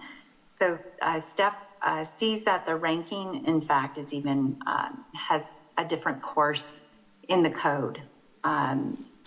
And then finally, staff is confirming for us that outside of downtown, 47 Measure D allocations were requested. We can only issue 21. And it is a combination of single-family homes and ADUs that the 26 that won't be able to have allocations. I don't have that exact number. This is going to be hashed all the way out to a high level of degree for the Planning Commission's consideration in April. I hope that answers some of those questions, and I'm still here. I'm happy to look anything else up. Thank you, Jill. This is Debbie. A question for Jill. Wasn't there the possibility of manufactured homes on the corner of Miramontes Point Road and Highway 1, the northeast corner? I think the northeast and southeast corners across the road from Kenyatta Cove. Mr. Smith, I think his name was.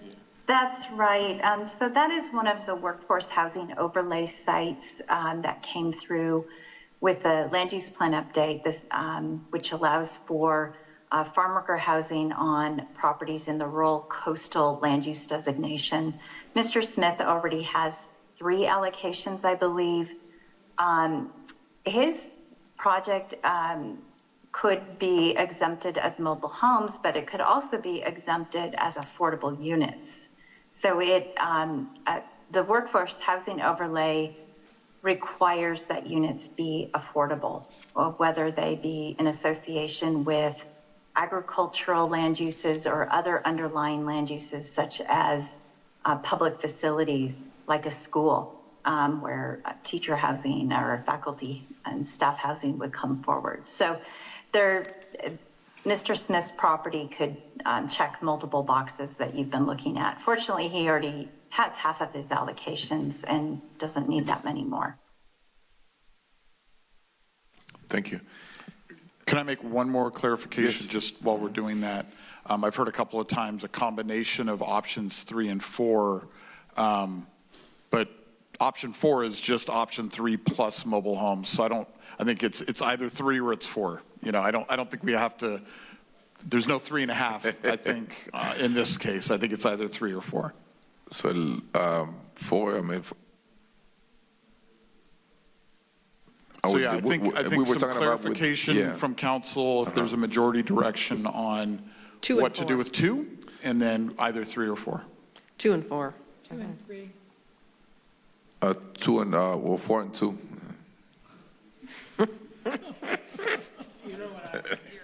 Yeah, 0 and 0. Clear combination.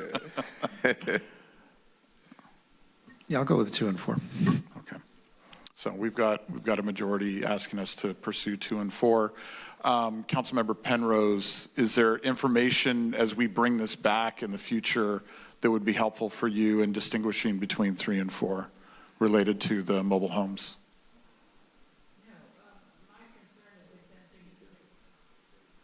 My concern is I want exemption for all deed restricted affordable units. And that's 3. No. Correct. Oh, 4 4 does the doesn't. same. It just also has 2 and mobile 4. homes. Okay. 2 and 4. Great. All right. Then we have a super majority. Thank you. So what do you need from us? No, that's the direction we Good to go. need. So we will come back with probably 2 different items. One, to talk about how we start implementing item 2 or option 2. And then as we get closer to the election cycle, we'll be bringing back information on option 4. And I know we have until August, but I think we'll try to bring that back as soon as possible and get clear direction from you on that piece so that we can get moving on writing that ballot measure and all that. Yeah, I'm not sure a lot of the general public is going to understand all of the nuances. So I think the sooner we can get it out there and inform them, the better. Did we plan to do study sessions on this on the? So for any measure that is approved by council, doesn't go to the voters, we'd actually need a planning commission recommendation. So there would be, that opportunity for additional input.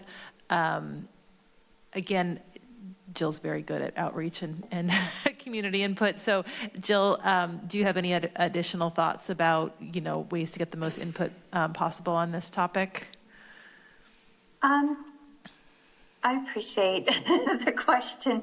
I think staff will have a lot of good ideas because they, when we're going through the Measure D allocation process in recent years, because we have more applications than allocations, staff has been spending a lot of time with each applicant. We have had individual meetings with every single one of them in some of these years. And so we've developed a pretty good list of folks who understand what this was like for them. And so I would start there because these are people who really have a good sense of the code and will give good feedback. We also have a great list for of interested parties for our housing element and housing policy. So people have reached out to you and to staff, and we've been collecting their information over time, and we'll make sure that we're able to circle back with them about this. Measure D, of course, stretches beyond really the acute interest in developing a specific housing unit. Of course, it is part of our LCP, and we would also want to include our zoning and LCP update folks. So we'll get the word out for sure. Thank you. Before we move to the next item, we'd like to take a break. Let's do 5 minutes. Come back at 8:43.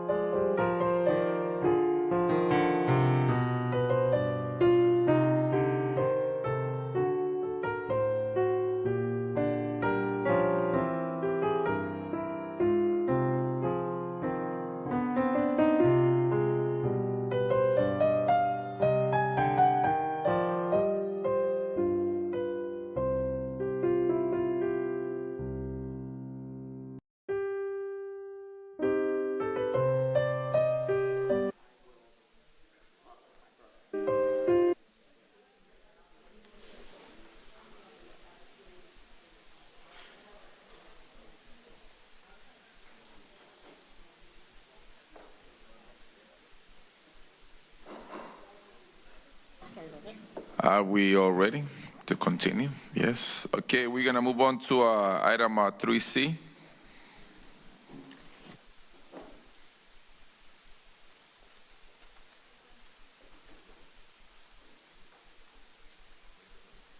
We are ready. Thank you, Mayor, council members, community, John Dowdy, and my trusty advisor here, Mike Noche.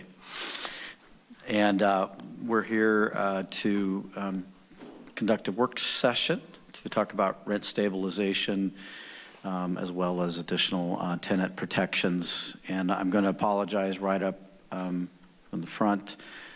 This is a rather lengthy presentation. I think it needs to be a fairly lengthy conversation in terms of the detail, but I will try to move through it as quickly as possible. So I'll apologize up front and beg for forgiveness. All right, thank you. This is a meaty subject. And I also want to call out and thank Catherine and Nardos on her staff for all the assistance and work on their side to deal with this, and greatly appreciated. Again, this is a work session intended to further refine and define some of the policy conversation around potentially rent stabilization, rent control, if you want to call it that, but it's rent stabilization is the new euphemism for that, tenant protections, and then other related issues. I won't go through this too much except to say that we're hoping to take ultimately your comments, community comments, and ultimately seek your authorization to do one of two things, either to proceed with these ordinances, or I guess the other answer is to not. So by means of background, quickly, November 7th, the council directed staff to create and start to begin preparing and creating programs around various pieces of tenant protections. I've noted the rental registration program in green because we're moving forward with that. You've adopted that ordinance. We're in the process of creating the portal and look to go live in June 1 with that portal registration and all the work that goes with that. That registration program was in part foundational to these other additional efforts with regard to rent stabilization and tenant protections. And those are in a different color because they're here tonight. And then the last item was to look at relocation assistance for those displaced by code enforcement related actions. And that's likely to come trailing in fall. And again, a quick reminder, this only applies if these ordinances would only apply to those properties within city limits, nothing more. So chapter 6.06 in your packet, basically this is the rent stabilization ordinance or draft of that. And this at its very essence would limit annual rent adjustments on all stabilized units, meaning all units that this applies to would be limited to a certain amount of rent adjustment each year. And remember, Costa-Hawkins Act, which you directed staff to prepare this ordinance around, applies to duplex, triplex, fourplex, and multifamily units built before 1995. And so again, rent stabilization will become, if you adopt, will become a pretty significant program.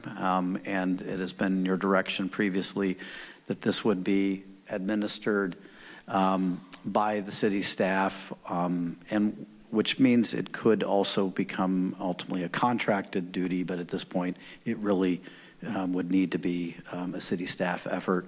We have not accounted for absolutes or even estimates of cost at this point. We wanted to get to the policy questions of the ordinance itself, and then we would return with additional details down the road. But again, I won't go through each and every one of these, but the bottom line, there's a lot of work that goes into developing and administering this program over the long haul.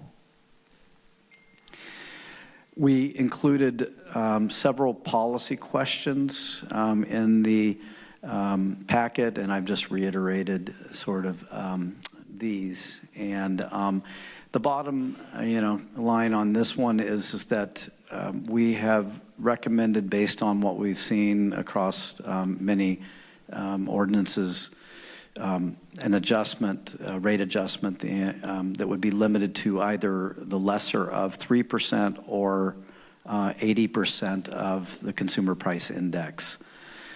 And what we acknowledged here is that we've also seen some ordinances have gone as low as 60% of consumer price index, and which means that you would either be 3% would be the absolute cap, is really what you're saying here, and everything else would be ultimately lower than that based on the 60 or 80% provision. I thought that was rather challenging to fully understand what that means, so we put this to a table, and this just runs a scenario under a $2,000 per month rent and shows you what the difference would be at the 80% and the 60% at the end of a 5-year period based on actual consumer price index.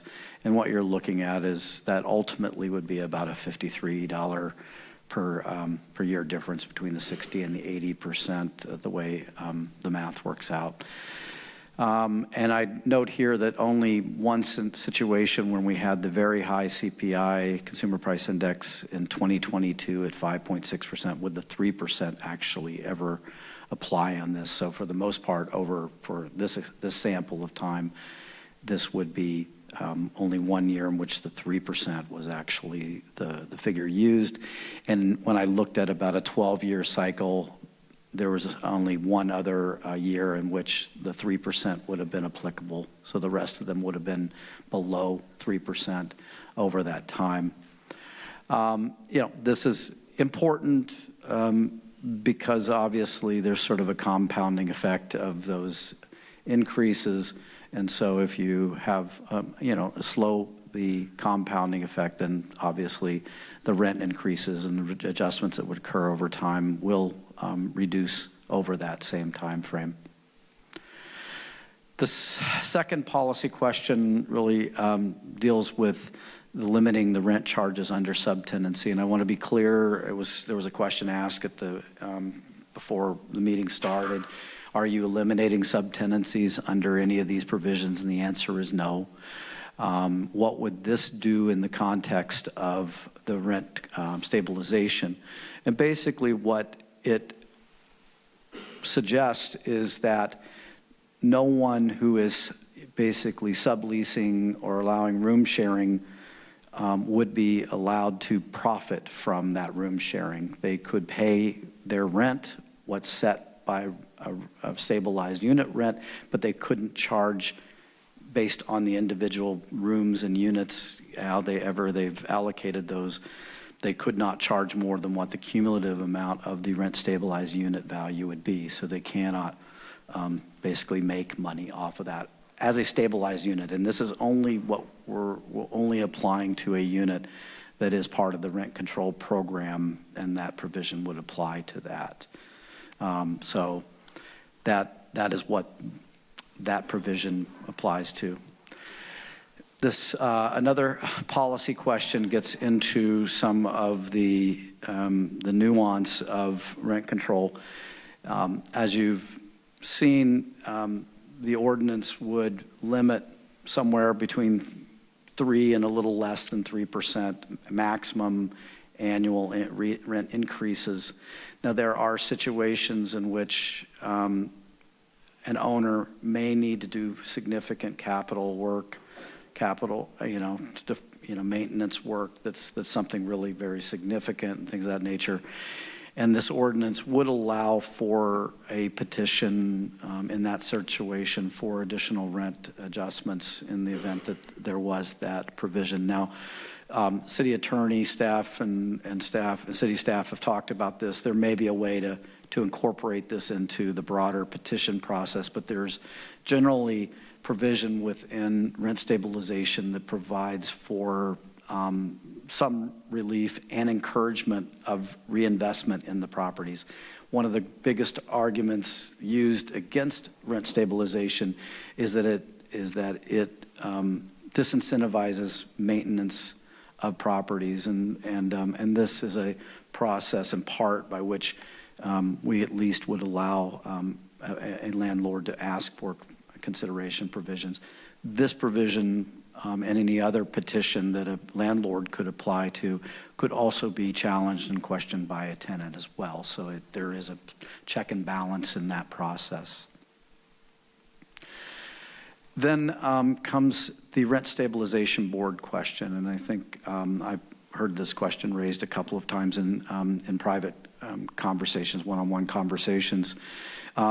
Many of the rent stabilization programs across the state have a rent stabilization board, but I will say that generally those are found where there are many thousands of units, particularly with that, and it's really for larger jurisdictions or larger programs. We have recommended that we not go to that level. We have provided recommendations that would include a hearing officer as well as voluntary mediation, but the hearing officer would ultimately be the one reviewing the request for petitions for exceptions like the capital work. What we are recommending is that the city council would serve as the appellate body to that hearing officer. So you wouldn't serve as the rent stabilization board by name, but you would simply become an appellate body for the hearing officer. So there would be a point. The city attorney's office was very clear that they felt strongly that this was advantageous in that if you stopped at the hearing officer level, everything would then go to court, and then we would be arguing in front of a judge instead of having the administrative process come through you. And then this one was a pretty straightforward, but just wanted to call it out, which is that voluntary mediation and ultimately funding. Our recommendation is to, yes, keep the provisions for voluntary mediation. That seems to be a very positive thing. And what we would do is include provisions for that mediation work within the context of fees charged for the rent stabilized units. And across the board, we don't think this is going to be a significant cost point on this. We hope people use it. And it would be far less expensive than any other process, including the hearing officer and other provisions that are included in this draft.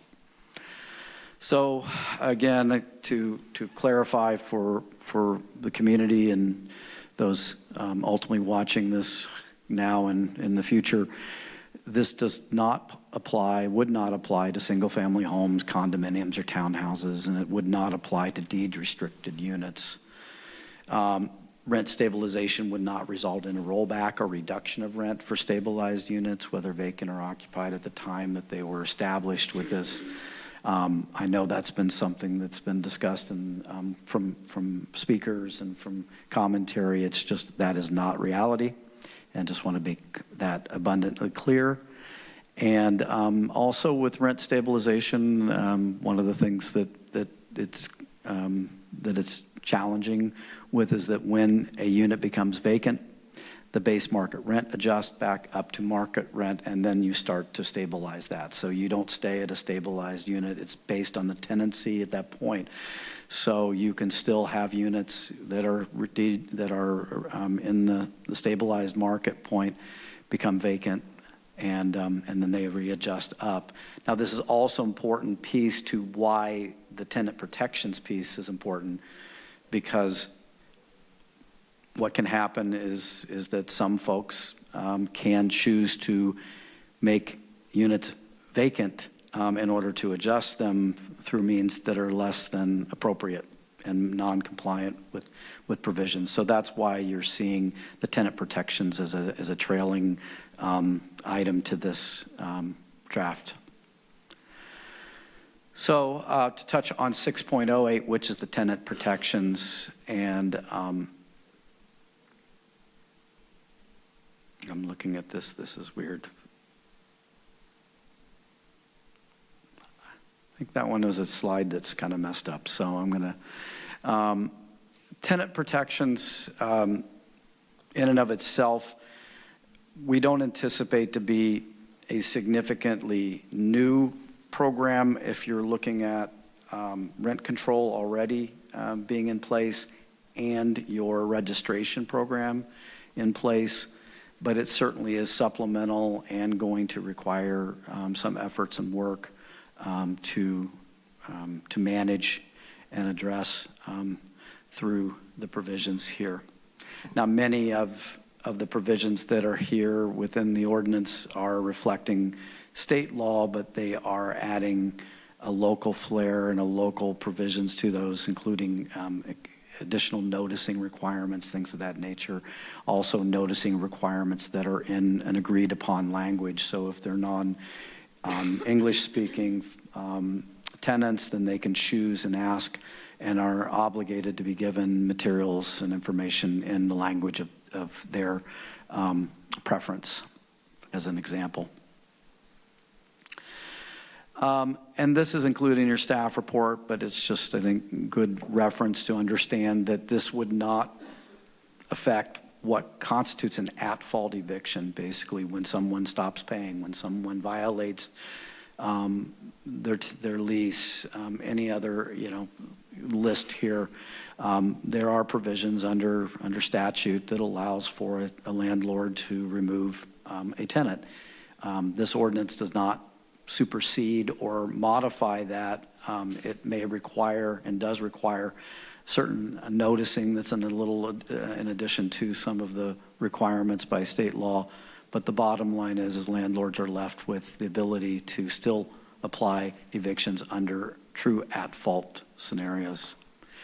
And again, these are discussed within the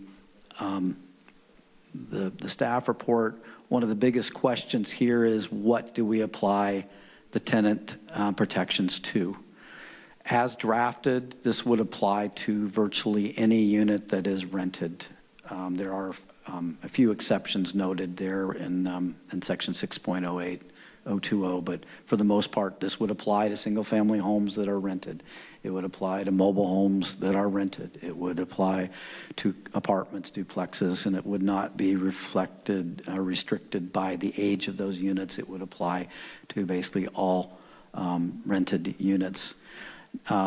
So that is a question for the council. A number of tenant protection provisions and other agencies, they've chosen not to apply them to single-family homes. What we've heard, for example, is that that's where a lot of concerns and issues seems to arise with regard to folks who are not under leases in part, and also to some extent maybe seeing increases in the rent beyond what is the norm. So we have, again, recommended a broad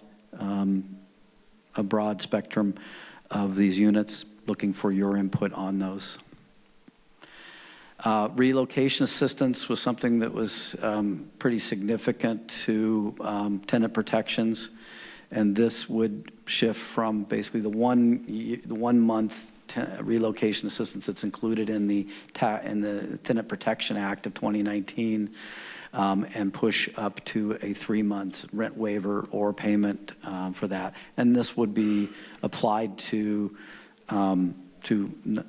no-fault situations in which, and we've identified some of those in the staff report, but one easy one to deal with is that someone wants to move their members of their immediate family back into the unit and basically evict the current tenant. That's a prime situation there.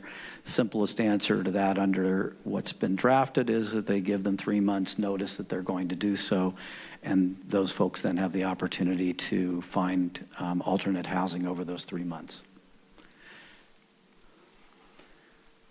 So then 6.02 is a chapter that you added in February as part of the adoption of the program for rental registration, and simply what this revision would do is ultimately include defined items from chapter 6.06 and 6.08, and I'm not going to spend time going through that. So from the perspective of next steps, we believe that we can return in approximately 45 days to the council with ordinances for introduction, depending on how significant of revisions that you're asking for this evening in the community. We are looking to have a Spanish language community workshop to discuss tenant protections and affordable housing projects in general on April 11th. And Jaleesa and Irma and our staff are going to be running with that project and program. June 1, the registration portal will open, and fall of 2024, we could implement rent control if we introduce and adopt within the next 45 days for introduction at least. So, clarifying questions. Yeah, I've got 2 clarifying questions. What are considered significant and unanticipated capital costs under the heading capital improvement petition? Does that include something like the landlord needs a new roof because there's a leak? I mean, roofs last a certain amount of time. So I will say this, part of the work that we would have to do is to develop guidelines and guidance for various pieces of this ordinance that would be administratively done. And that would certainly be one of those areas that we would look to define that in greater detail. Now, speaking to that, I would say if a large windstorm took out the roof, required major repairs and everything, that could be argued that that was an unanticipated major capital that maybe insurance covers, maybe it doesn't cover. But if insurance, they didn't cover that, that's one of those. If it's simply that the roof is running past its 30-year life cycle, that is not an unanticipated cost and capital improvement. Right, so the idea would be the staff would come up with the definitions and guiding principles. Okay, and then the other question I had was criminal activity. Somebody could be thrown out because what do you mean by criminal activity?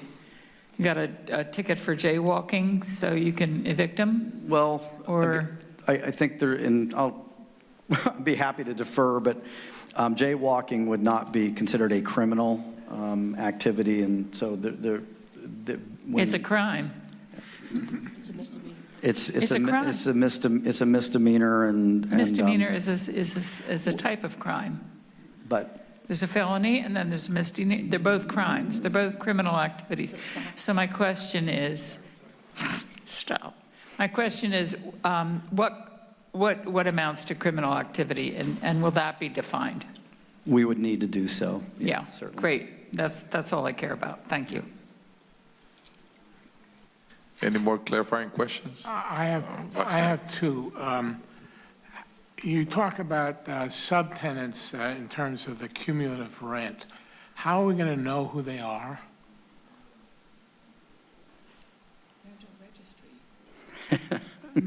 Well, we have to be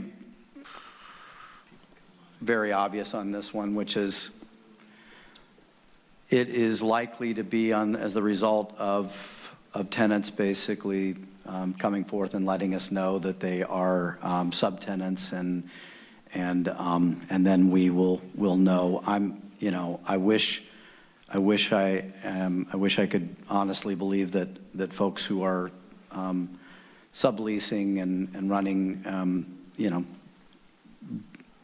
doing that activity, right, not a right or wrong to that point, but that are, doing that would come forward and register, and we included those in the registry, but that's not one that's going to be an easy one to discover and find.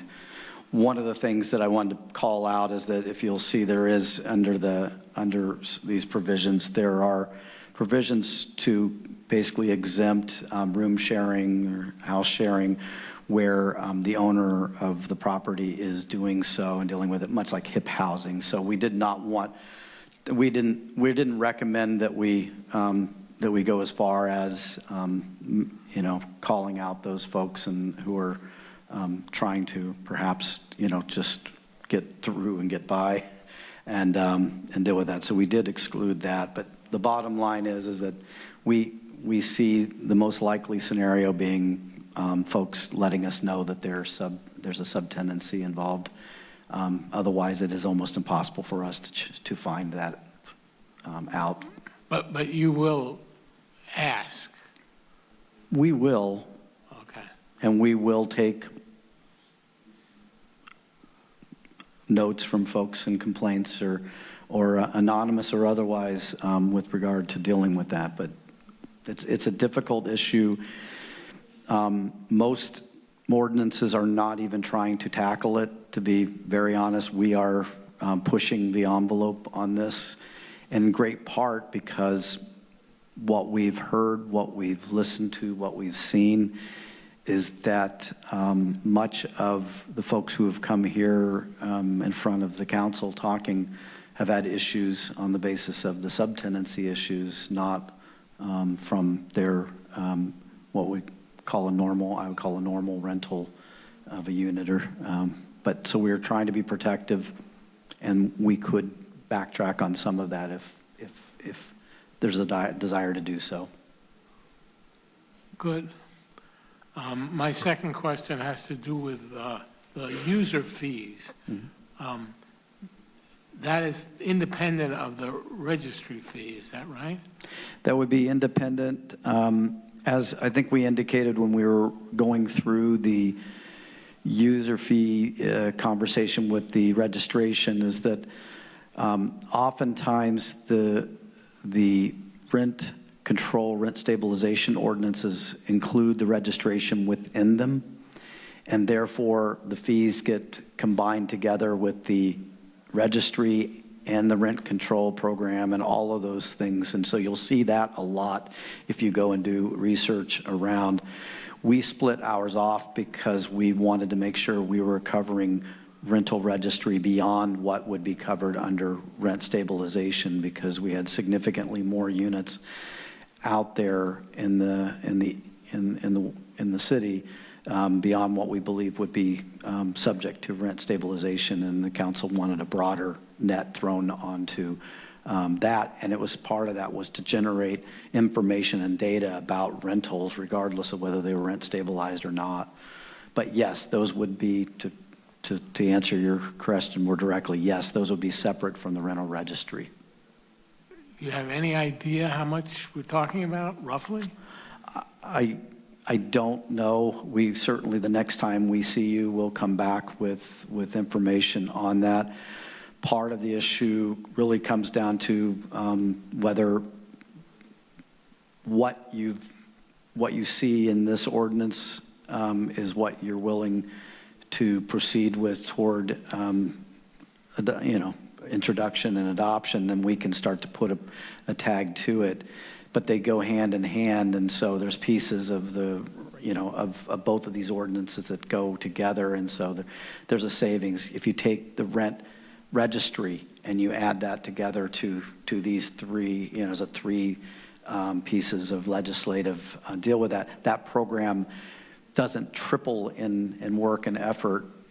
But because they're hitting some of the same units and the same touch with it. So there's an economy of scale with looking at these in the context of three programs working together rather than three individual standalone programs that you're trying to staff and work through in three silos. So so then we can take a look at that. But I mean, we've been out there. I think our prior documentation is there that this is not an inexpensive process, at least to get started, and there's going to be a cost ongoing for maintaining this effort. I can anticipate a lot of pushback from landlords, I have to pay for this. But Yep. so be it.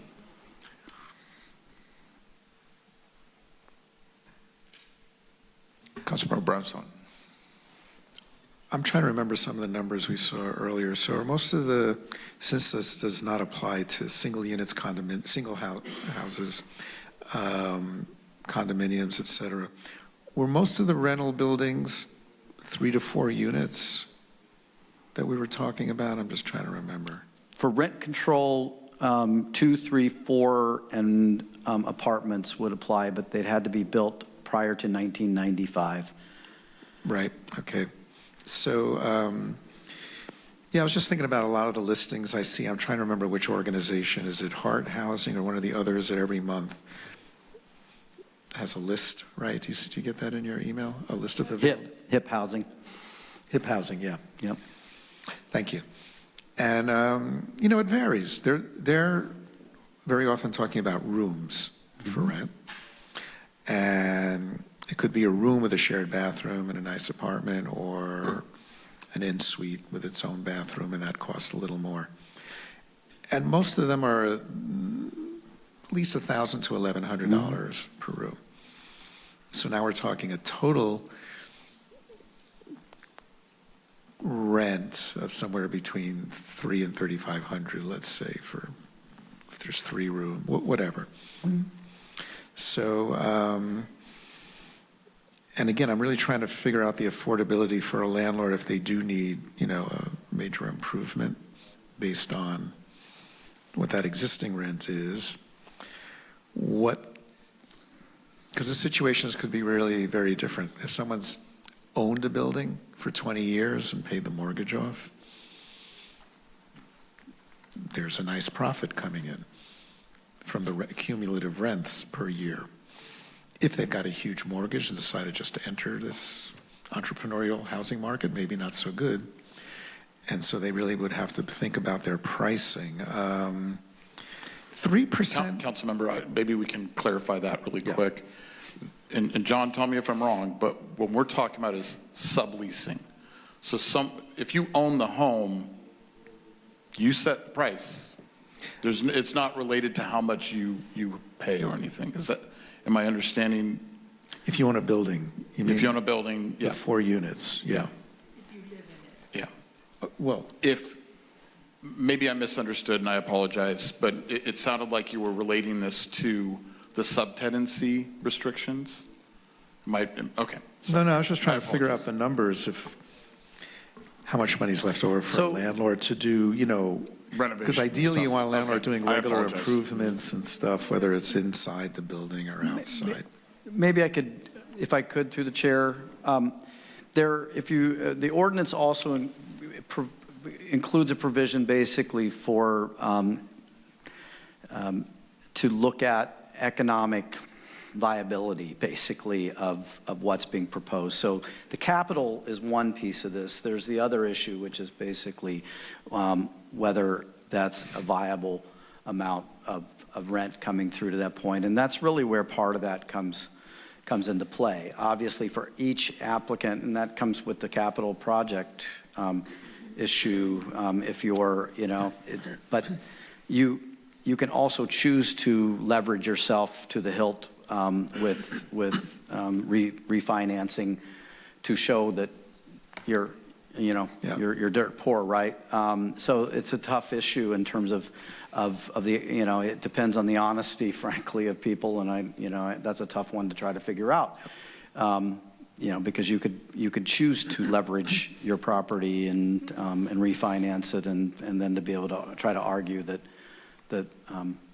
it's not viable. There's not economic viability to the amount of rent increase that I'm getting with that deal, and that's going to be the work and heavy lifting, frankly, that the hearing officer is going to have to deal, and ultimately would be the council on appeal. But that's part of that conversation about what is their financial situation. And last thing, just generally 3%. No, go ahead. Oh. 3% per year seems low to me. It just does. 4 or 5% seems more reasonable. I mean, I've lived here for decades, and I was a renter for many years, and I never expect anyone to raise it just 3%, unless I personally was doing some repairs, saving a landlord money in situations. But yeah, it seems a bit low when I think about what the total profit based on a $2,000 that you had in your chart, $2,000 a month, a 3% increase really wouldn't be that much for the whole year. It'd be $1,400 to the landlord. Well, I would say, if I could, I would say, Is my arithmetic wrong? I would say that 2,000 I picked because it was just an easy number to start with. It wasn't necessarily reflective of what probably rent. From what we have looked and seen, Mike, what is your work there in terms of where we are really realistically average? Yeah, you might, excuse me, you might see a studio in the 2,000s, but I would say most one bedrooms are around 3,000 per month. Right. So part of this was an artificial number that I put out there just because it was easier math and we could see it. But the other thing, I think that what my sense from the council in directing that we do this work was the concern that they had that the rents had artificially run up beyond what basically was reasonable. And so part of this issue, remember, is you're kind of locking in an exceptionally high amount of rent adjustments that have occurred over time, and now you're trying to basically slow that down and allow the marketplace to catch up and allow renters to catch up in that environment. Again, that is a number that's been used. We've seen it used. But there are other variations. We've seen it at 4.5%. We looked at it. There's some at 4.5%. I think there's at least one that was at 5%. The 3% appears to be, from most of our research, pretty much the lowest on the industry standard point there with that, along with the percentile. The other thing is that you could forego the percentage of CPI point and just go to a 3% or a 3.5% and just leave it at that and forget the CPI piece of the equation as well. So there's many ways to address this. It's really. I don't know what I guess I'm saying, I don't know what the right algorithm is. All I know is that 3%, 2 units, even $48,000, it's not a lot of profit at the end for the landlord. Unless you're already making an exorbitant amount of profit. Well, that's right. If you've already raised because someone's vacancy is right, and raised the rent a bit, that's right. Or if you start out charging huge amounts of money. That's right. Yeah, no, I agree. But I'm just saying there's so many variables in here in figuring out what is reasonable or not.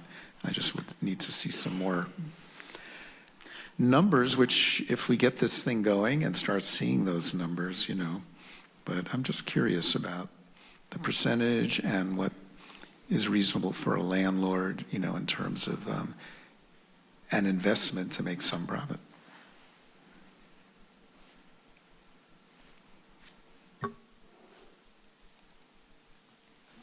Any more clarifying questions? No? We're going to move on to our public forum. We have Bill Hebling.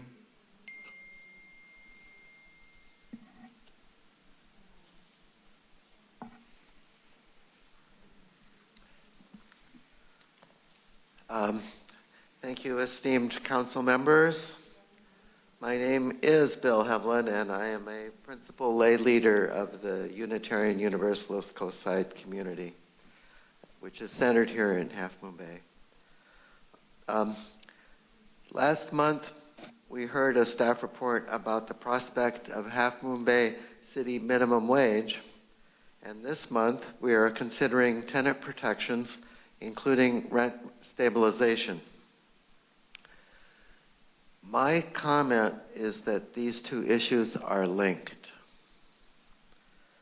There's a credit agency rule of thumb that no more than 25% of a household's income should go for housing. You can quibble about this particular number, and let's just stipulate that we've done that. But the mere existence of this rule of thumb has a mathematical and financial consequence, that increases in rent should be proportional to increases in the minimum wage. For example, 3% increase in residential rent should be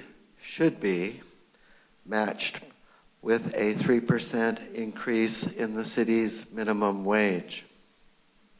Currently, increases in residential rent do not change the level of the minimum wage.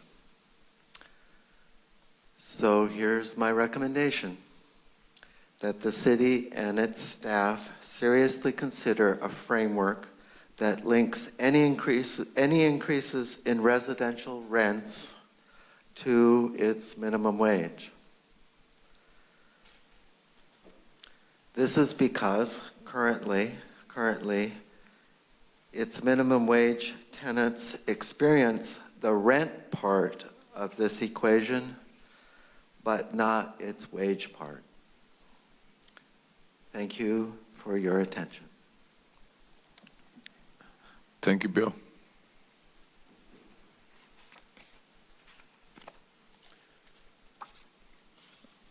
Lisa Warner,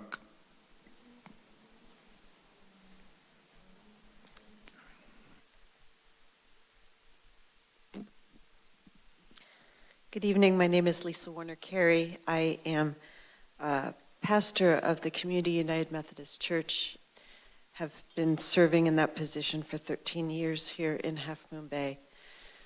The only way that I live in Half Moon Bay is because I am provided workforce housing by my employer.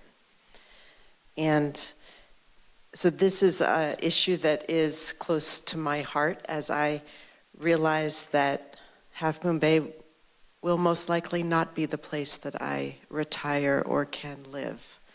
And once I'm no longer working in this community.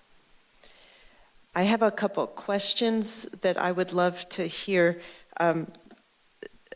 some explanations for. I applaud you working on this issue. I think it's super important. The questions I have shouldn't be heard as a critique. They're just questions trying to work through.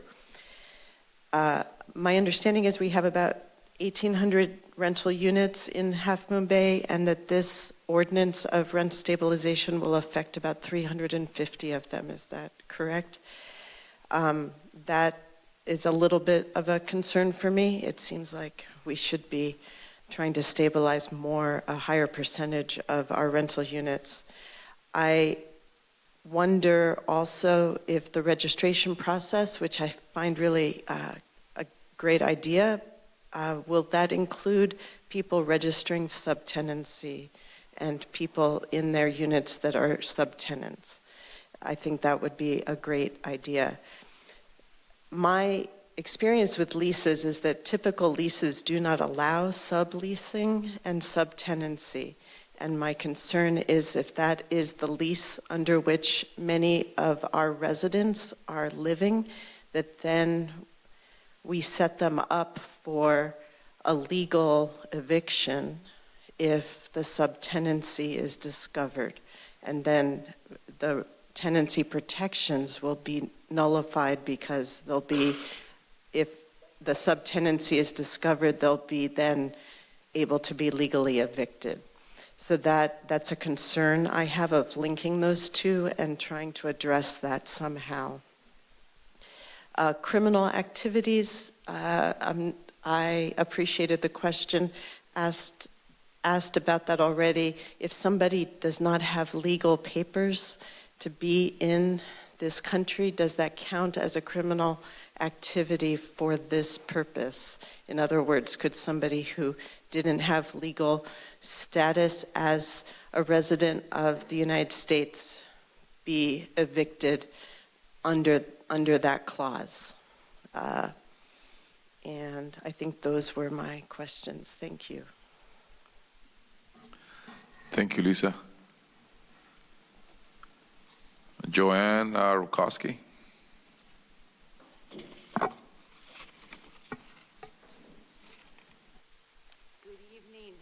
Good evening, and thank you for the opportunity to speak. I just have a very short comment, but I want to preface it with the fact that I am so glad that you are doing the work that you are doing. To that end, one of the things that has come up is the need to really understand the language when the actual ordinance language comes out, because the people who are impacted by it need to know what it is that they are perhaps, for example, I'll speak with my Spanish-speaking neighbors and colleagues who really have been urging and speaking to you again and again about the need for rental and tenant protections. I noticed that on the 11th, which is wonderful, you'll have the forum in Spanish.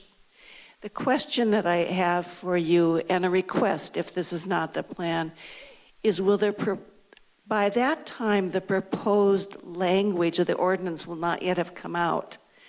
When it does come out, will that language be available in Spanish so that it can be looked at in detail by those individuals who may be most impacted by a change in the ordinance? I looked for the materials today in Spanish, the staff report, etc. If they were there, I didn't see them. And so it would be a matter of, I think, great assistance to the Spanish-speaking community to have those materials.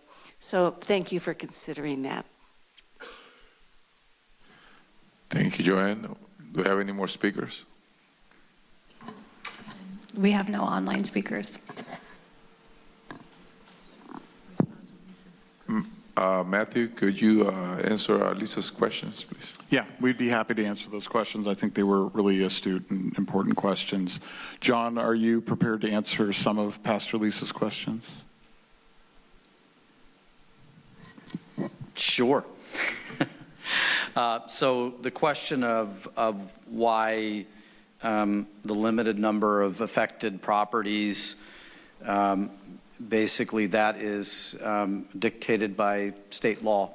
The council directed that we prepare this ordinance based on Costa-Hawkins provisions that were the result of litigation and a whole series of events in 1995, and that's the magic of the units existing prior to 1995, where that comes from. And so that's the best guess we have at this point. We're working on the registry. We're working on deriving detailed information from all data sources we can, and we're going to hopefully have a better number than that sooner than later. But we've said somewhere between 350 and 400 units is what we expect to be covered by this, and that's all that could be covered under Costa-Hawkins. John, is there a way for you to succinctly explain what kinds of units we cannot apply this to because of Costa-Hawkins? Single-family homes, those types of things? Probably. So this one here is pretty simple. Rent stabilization, The reason why that number is significantly lower than the number of rental units, it is Costa-Hawkins does not apply rent control to single-family homes, does not apply to condominiums or townhouses, and would not apply again to already deed-restricted rental units. So that significantly lowers. We have 400 deed-restricted units. So that takes a number off that 1,800 units or whatever. So that's where that comes from. The registration question, yes, and Councilmember Rarbach raised this a bit in his question and clarification. We are seeking input and information on the subtenancy rentals and the way the registration system is set up and will be applied until otherwise figured out that it's the wrong way to apply it, is that it would apply to both the owner of the property and the person who is actually maybe leasing the property and subleasing. So it would require registration on both parts, because that's the way we find out what the rent is being paid, and also the question and concerns with regard to our people, is the cumulative amount exceeding those dollar amounts. So that's one way that we get to the information about that cumulative issue, particularly as it relates to the stabilized units. So there is a question and issue there. I think we can share the concerns with regard to and the issue of subtenancies. There's some provisions in here and I think that we can write them in that if there's a period of time in which the landlord should have and reasonably would have known that there were subtenants in, and they didn't question, didn't challenge, didn't make an issue of it, that they have to accept that, and they have to also allow new subtenants to come in if they had not sent notice. So there are some protections for that, but we can certainly take a look and see whether there's more protections we can have. I don't know, and it's certainly in the conversation, because one of the things that we were intending to come back with is under Chapter 6.10 is a standard lease agreement for to be used within the city, and those will be applied for both subtenancies as well as units, and those would also be in various languages. And we have not talked about it, and we can certainly discuss whether there is any provision in those that we could apply a requirement that they not argue and fight and preclude subtenancies. So it's something that we can at least talk about. I just don't know whether it can be done, but it's certainly a question that we should deal with. And that ultimately comes back to Mike talked about this a lot in his presentation going back a few months ago, which was the unintended consequences. And we were very concerned about some of the work that we might be undertaking could undermine some of the folks in the least capable of reacting and responding. And subtenancy is one that we feared greatly. And it's in part why we have been sort of arm's length away from being actively enforcing and pushing to that. Our hope was to try to get the rest of the registrations done, to be able to feed to rent control units, feed information to us, and then allow us to take a look at whether the subtenancy issue is truly the problem that it's been laid out to be. And frankly, it's possible that it really is not the problem that we thought it was, and that we want to just come back and revise and rethink the whole issue of subtenancies within the ordinances altogether. That's a possibility. And some of that we will not know until we've actually implemented and moved forward and seen what can happen. Is there anything I missed, Matthew? Well, there was a question about that came up earlier and came up here about criminal activity, and I think Catherine can provide a pretty basic clarification on that I think will really help. Yeah, I wanted to clarify that this actually is spelled out in the draft code, and it is intended to be tenant-friendly. Criminal activity that would justify eviction, at-fault eviction, is limited to criminal activity that takes place on the residential real property. So it wouldn't include jaywalking. Or the one other example would be criminal activity that is directed to the landlord. So those are the only two types of criminal activity that would justify the at-fault eviction. Thank you. And maybe it makes some sense to do some additional clarifications specifically to the question about like legal residency in the United States. Obviously, that's not something that happens, but in the unit. But I think in our community, that's an important distinction we'll probably want to make. There are, I'll point out that in the anti-harassment provisions, there are a number of protections for undocumented and potentially undocumented individuals, and the ordinance precludes anyone being able to use the threat of calling ICE or calling officials with regard to a question about documentation or not as being retaliatory and harassment. So there are other provisions that do are intended to protect those who could be put in an awkward position because of issues about status. Thank you. Council? I think we should go through and answer the questions that were in the staff report.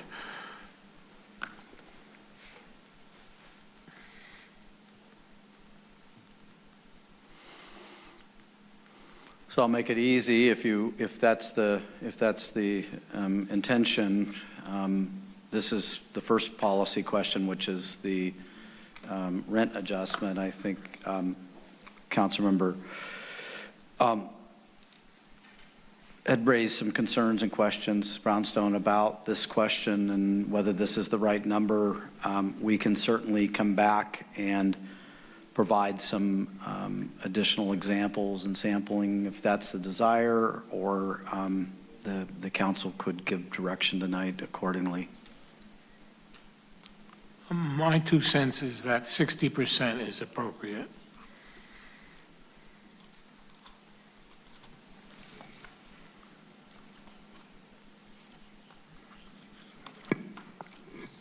Yeah, I would like to see it be the lesser of 80 or 60. I'm not sure which percent of the CPI, or 3%, whichever is less.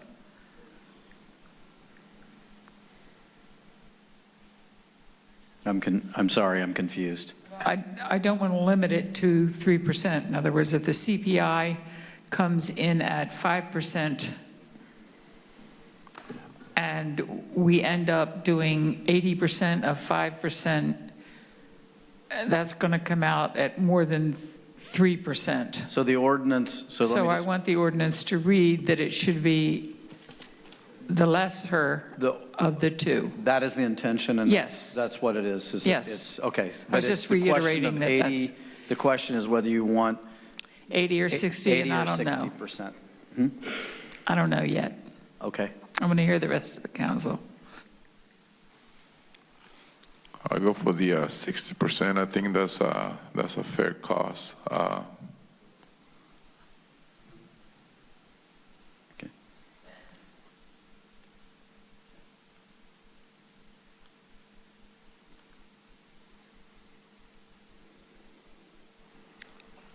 Debbie, do you have an idea?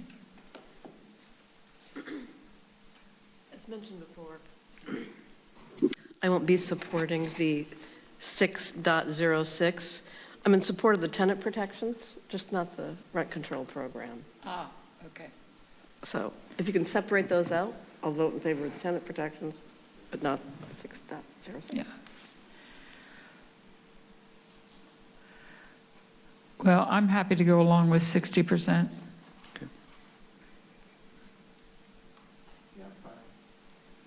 Fine with that. Okay, thank you. Next issue is the idea of the cumulative rental charges under, again, this is under a stabilized unit. It would limit the maximum amount that could be charged individually to subtenants of a stabilized unit to what the maximum rent is for the whole unit. So it wouldn't allow anyone to make money off of subleasing. Can you give an example? For example, if I rent a home for $3,000, and it's a 4-bedroom, and I rent out 3 bedrooms, and I rent each of those for $1,500 each. But so that would equal $4,500 that I'm getting in rent. If this was a stabilized unit, which is not a very good example because most of them are not 4 bedrooms, but if it was, and it was limited to $3,500, which is what I'm paying, those rents that would be charged to those individually could not exceed $3,500. So they would be whatever those numbers were. Gotcha. They would reduce from $1,500 down to something like $1,100 each. Yeah, I'm on board with that.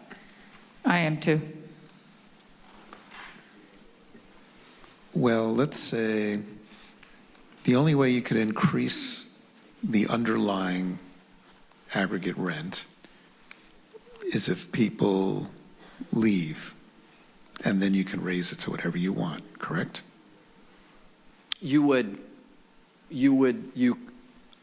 If, again, you're talking about a rent stabilized unit, when it becomes vacant, you would reset the base rent. Yeah. And they could not exceed the base rent. Yeah. The new base rent. And then it would be, each year, it would be limited to the 3% or 60% of CPI, that each one of those subtenants could increase as well. Well, that's my question. What if only one person leaves or 2 people leave? There's still one person remaining. The vacancy piece, and we can clarify that, but the vacancy would only occur with the primary tenant of the unit, not with individual subtenancies in that scenario. It would only be with the primary tenant, if that's the case. But primary tenant, so someone owns a 3-bedroom place, the owner, the landlord, is renting to 3 different people. What defines the primary tenant? And they're all paying the same. The owner or primary tenant. What we know to be happening, it's not uncommon in the community, is someone rents a home or rents a unit or whatever, and then they basically rent out rooms. So this covers that. There's also a scenario in which a property owner, but if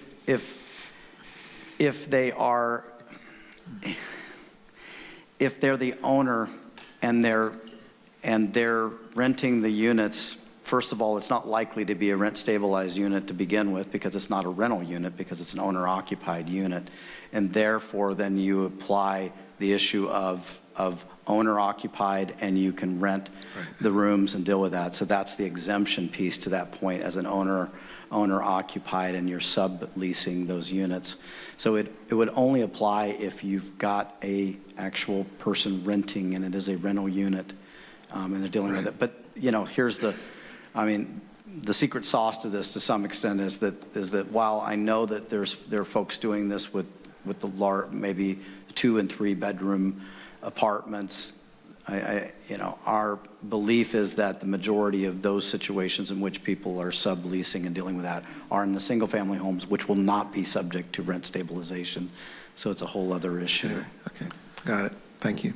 Well, what I understood of that was actually everybody was actually to leave the unit. And then the rent will go back to marketplace, not only if the lease, the person in charge of the lease will actually move out, but that's how I understood it. If it was to everybody moves out, and then the owner of the property will again put the property back to a market rate for rent. If it is a rental unit, yes. If it becomes vacant. Now, this is,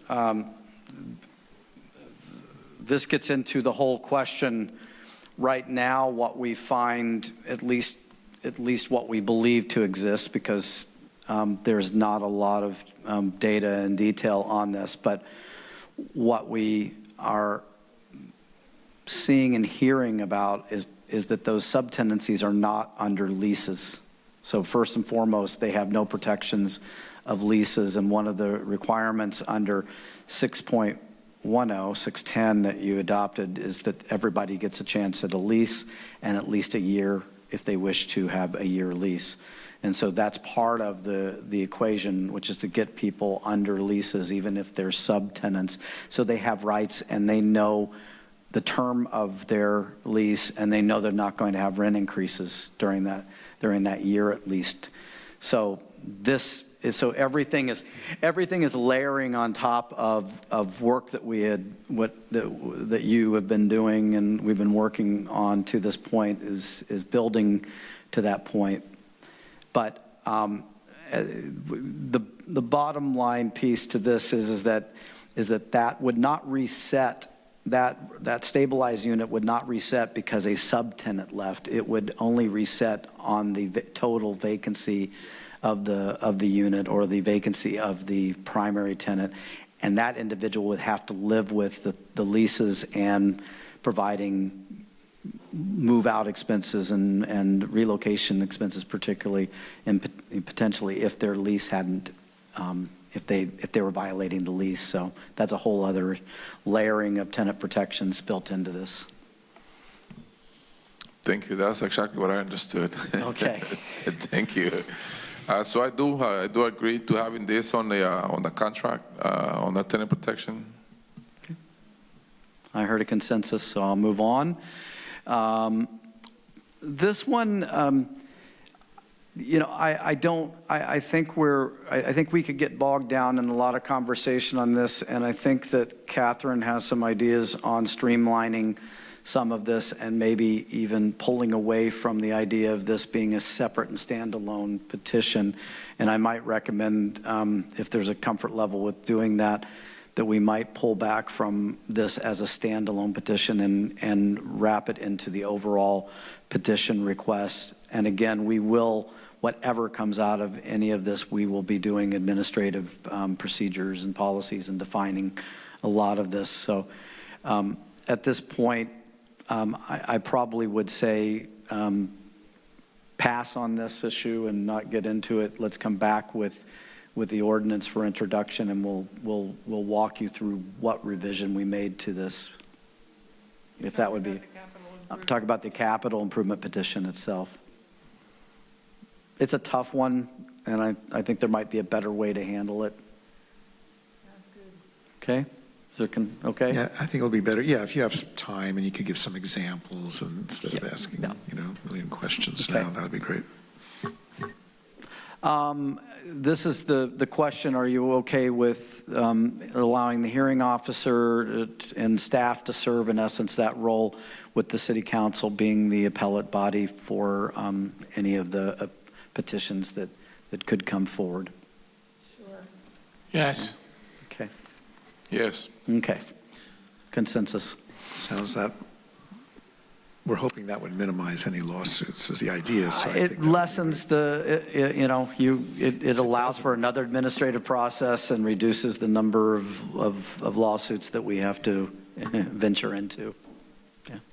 The next issue I think is a pretty straightforward, but I didn't want to just assume, which is the keeping the voluntary mediation and theoretically, kind of philosophically saying, yeah, we think that we should build those costs into the program itself and deal with that. Yes. Yes. Okay. Yes. Okay. And then switching over to tenant protections. This is the question of what should it apply to, and again, at this point, this ordinance would apply to, and this is beyond the restricted or stabilized unit. This would be all rental units to the broadest extent, which would include ADUs that are rented, single-family homes that are rented, even would apply and protect those that are subtenants. So it is a broad approach. So that's the question here. Yes. Yes. Yes. I'm thinking somewhere we also should state, I'm just trying to remember, if it's a one-year lease, the lease expires. You talked about everyone gets a lease. Is everyone then entitled to a new one-year lease, or do they all convert to a month-by-month, which is typical of many one-year leases? I was kind of wondering about that. That kind of comes around to the issue of, I think, the lease terms that we give. And again,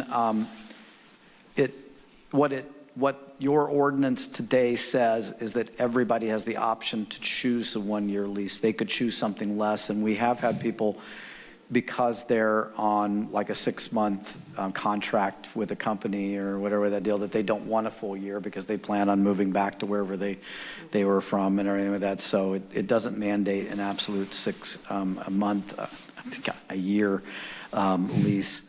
Well, I don't have a good answer for what happens. I know the traditional lease says it goes to month once it expires out from that point. Catherine?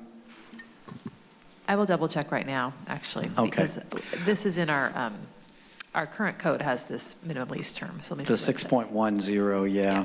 And I don't know that it even spoke to it fully. You know, when we were talking about having sessions for Spanish language and actually even non-Spanish, it's really helpful to explain to folks who may think that just because her lease expires, oh my God, now I can be evicted any time. The protections each month still apply, even if it's month to month. But, you know, the history of landlord-tenant is leases were written to protect the tenant. And people don't realize that. They always think, well, I can't break a lease if you're the tenant. You can. You just have to find someone to replace you. That's the law. But there's always this mystery. And the reason leases are so long is because, you know, it's written by attorneys for landlords to take back certain pieces of that protection. You know, if you do this, if you do that. But originally it's to protect a tenant. And I thought it was just about billable hours. That's right. That's right. So it's just good to make sure tenants understand that. There's a lot of protections. Sorry, Catherine. But anyway, but if it goes month to month, it doesn't mean that all of a sudden you have to freak out each month. You know, the same protection. We should help people understand that. She has an answer. I do have that. So yes, so our current code, and I understand we're going to continue this, is that after the expiration of the 1 year, the landlord is obligated to offer another 1 year lease, unless the parties originally agreed to something less. Awesome. Thank you. Thank you. It was my recollection, but I did not want to go just on that.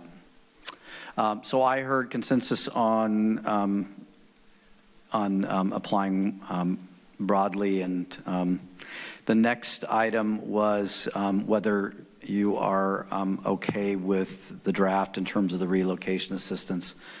This is pretty much the standard. Yes. Thank you. And that is, those are the basic policy questions for this. John, is there going to be a rent issue on the November ballot statewide? I don't know. I know there's been talk of that, and I think what you heard from the League of Cities is June is when we get the number, is when the Secretary of State will certify and give numbers to each one of the items, and we can certainly track that down. Certainly, I think that's something the ledge that we can work through with the ledge committee to get information on it. I have not heard that it is anything is on and qualified, but that doesn't mean much. Mike, anything? He was looking. Just check Ballotpedia. We'll look into that, and certainly next time. On my we'll come lunch back. break, I filled out a survey that was clearly geared towards that. So I know that there are multiple initiatives in the works around this issue. I think mostly geared towards giving more local options. So it's not that the state is going to mandate certain things or impose rent control at the state level. It's giving cities more authority to make decisions on its own. It's more local control. So it's possible that Contra Hoskins will disappear or get reduced. I think that's the goal, is to again, give cities more freedom from the current restrictions that are in Costa Hawkins. Which means that even adopting this and having this go effective, we can come back if there's statutory basis to do so, and we can reflect what state law allows at that point and deal with it. So, or the other side of that is hold until we know. But I don't get a sense from the council that that's where you want to go. Okay. So there is no official, action, but I think it would be. I've heard Councilmember Ruddick ask that the items be separated so she could be on the record, but that's up in terms of how you wish to proceed.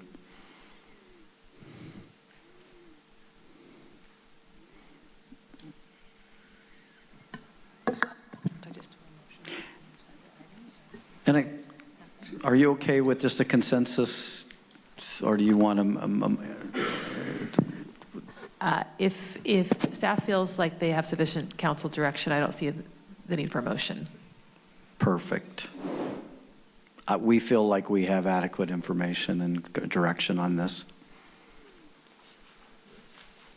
Thank you. Thank you, John. I'm just going to say, from this seat, it's pretty amazing that in that amount of time we got through that much discussion and that much policy direction. So kudos to the council for doing their homework, and really kudos to John and the team for getting us prepped for this. So thank you. It's a big issue, and yeah, that's John and the team for sure. Really prepared well. So thanks to everybody who's been working on this. Well, thank you. So we move on to commissions or committee updates. We'll pass tonight. They're minimal, so we'll probably have more robust updates first meeting in April. Any future discussions, agenda items? No? City council reports? No? All right. Meeting adjourned.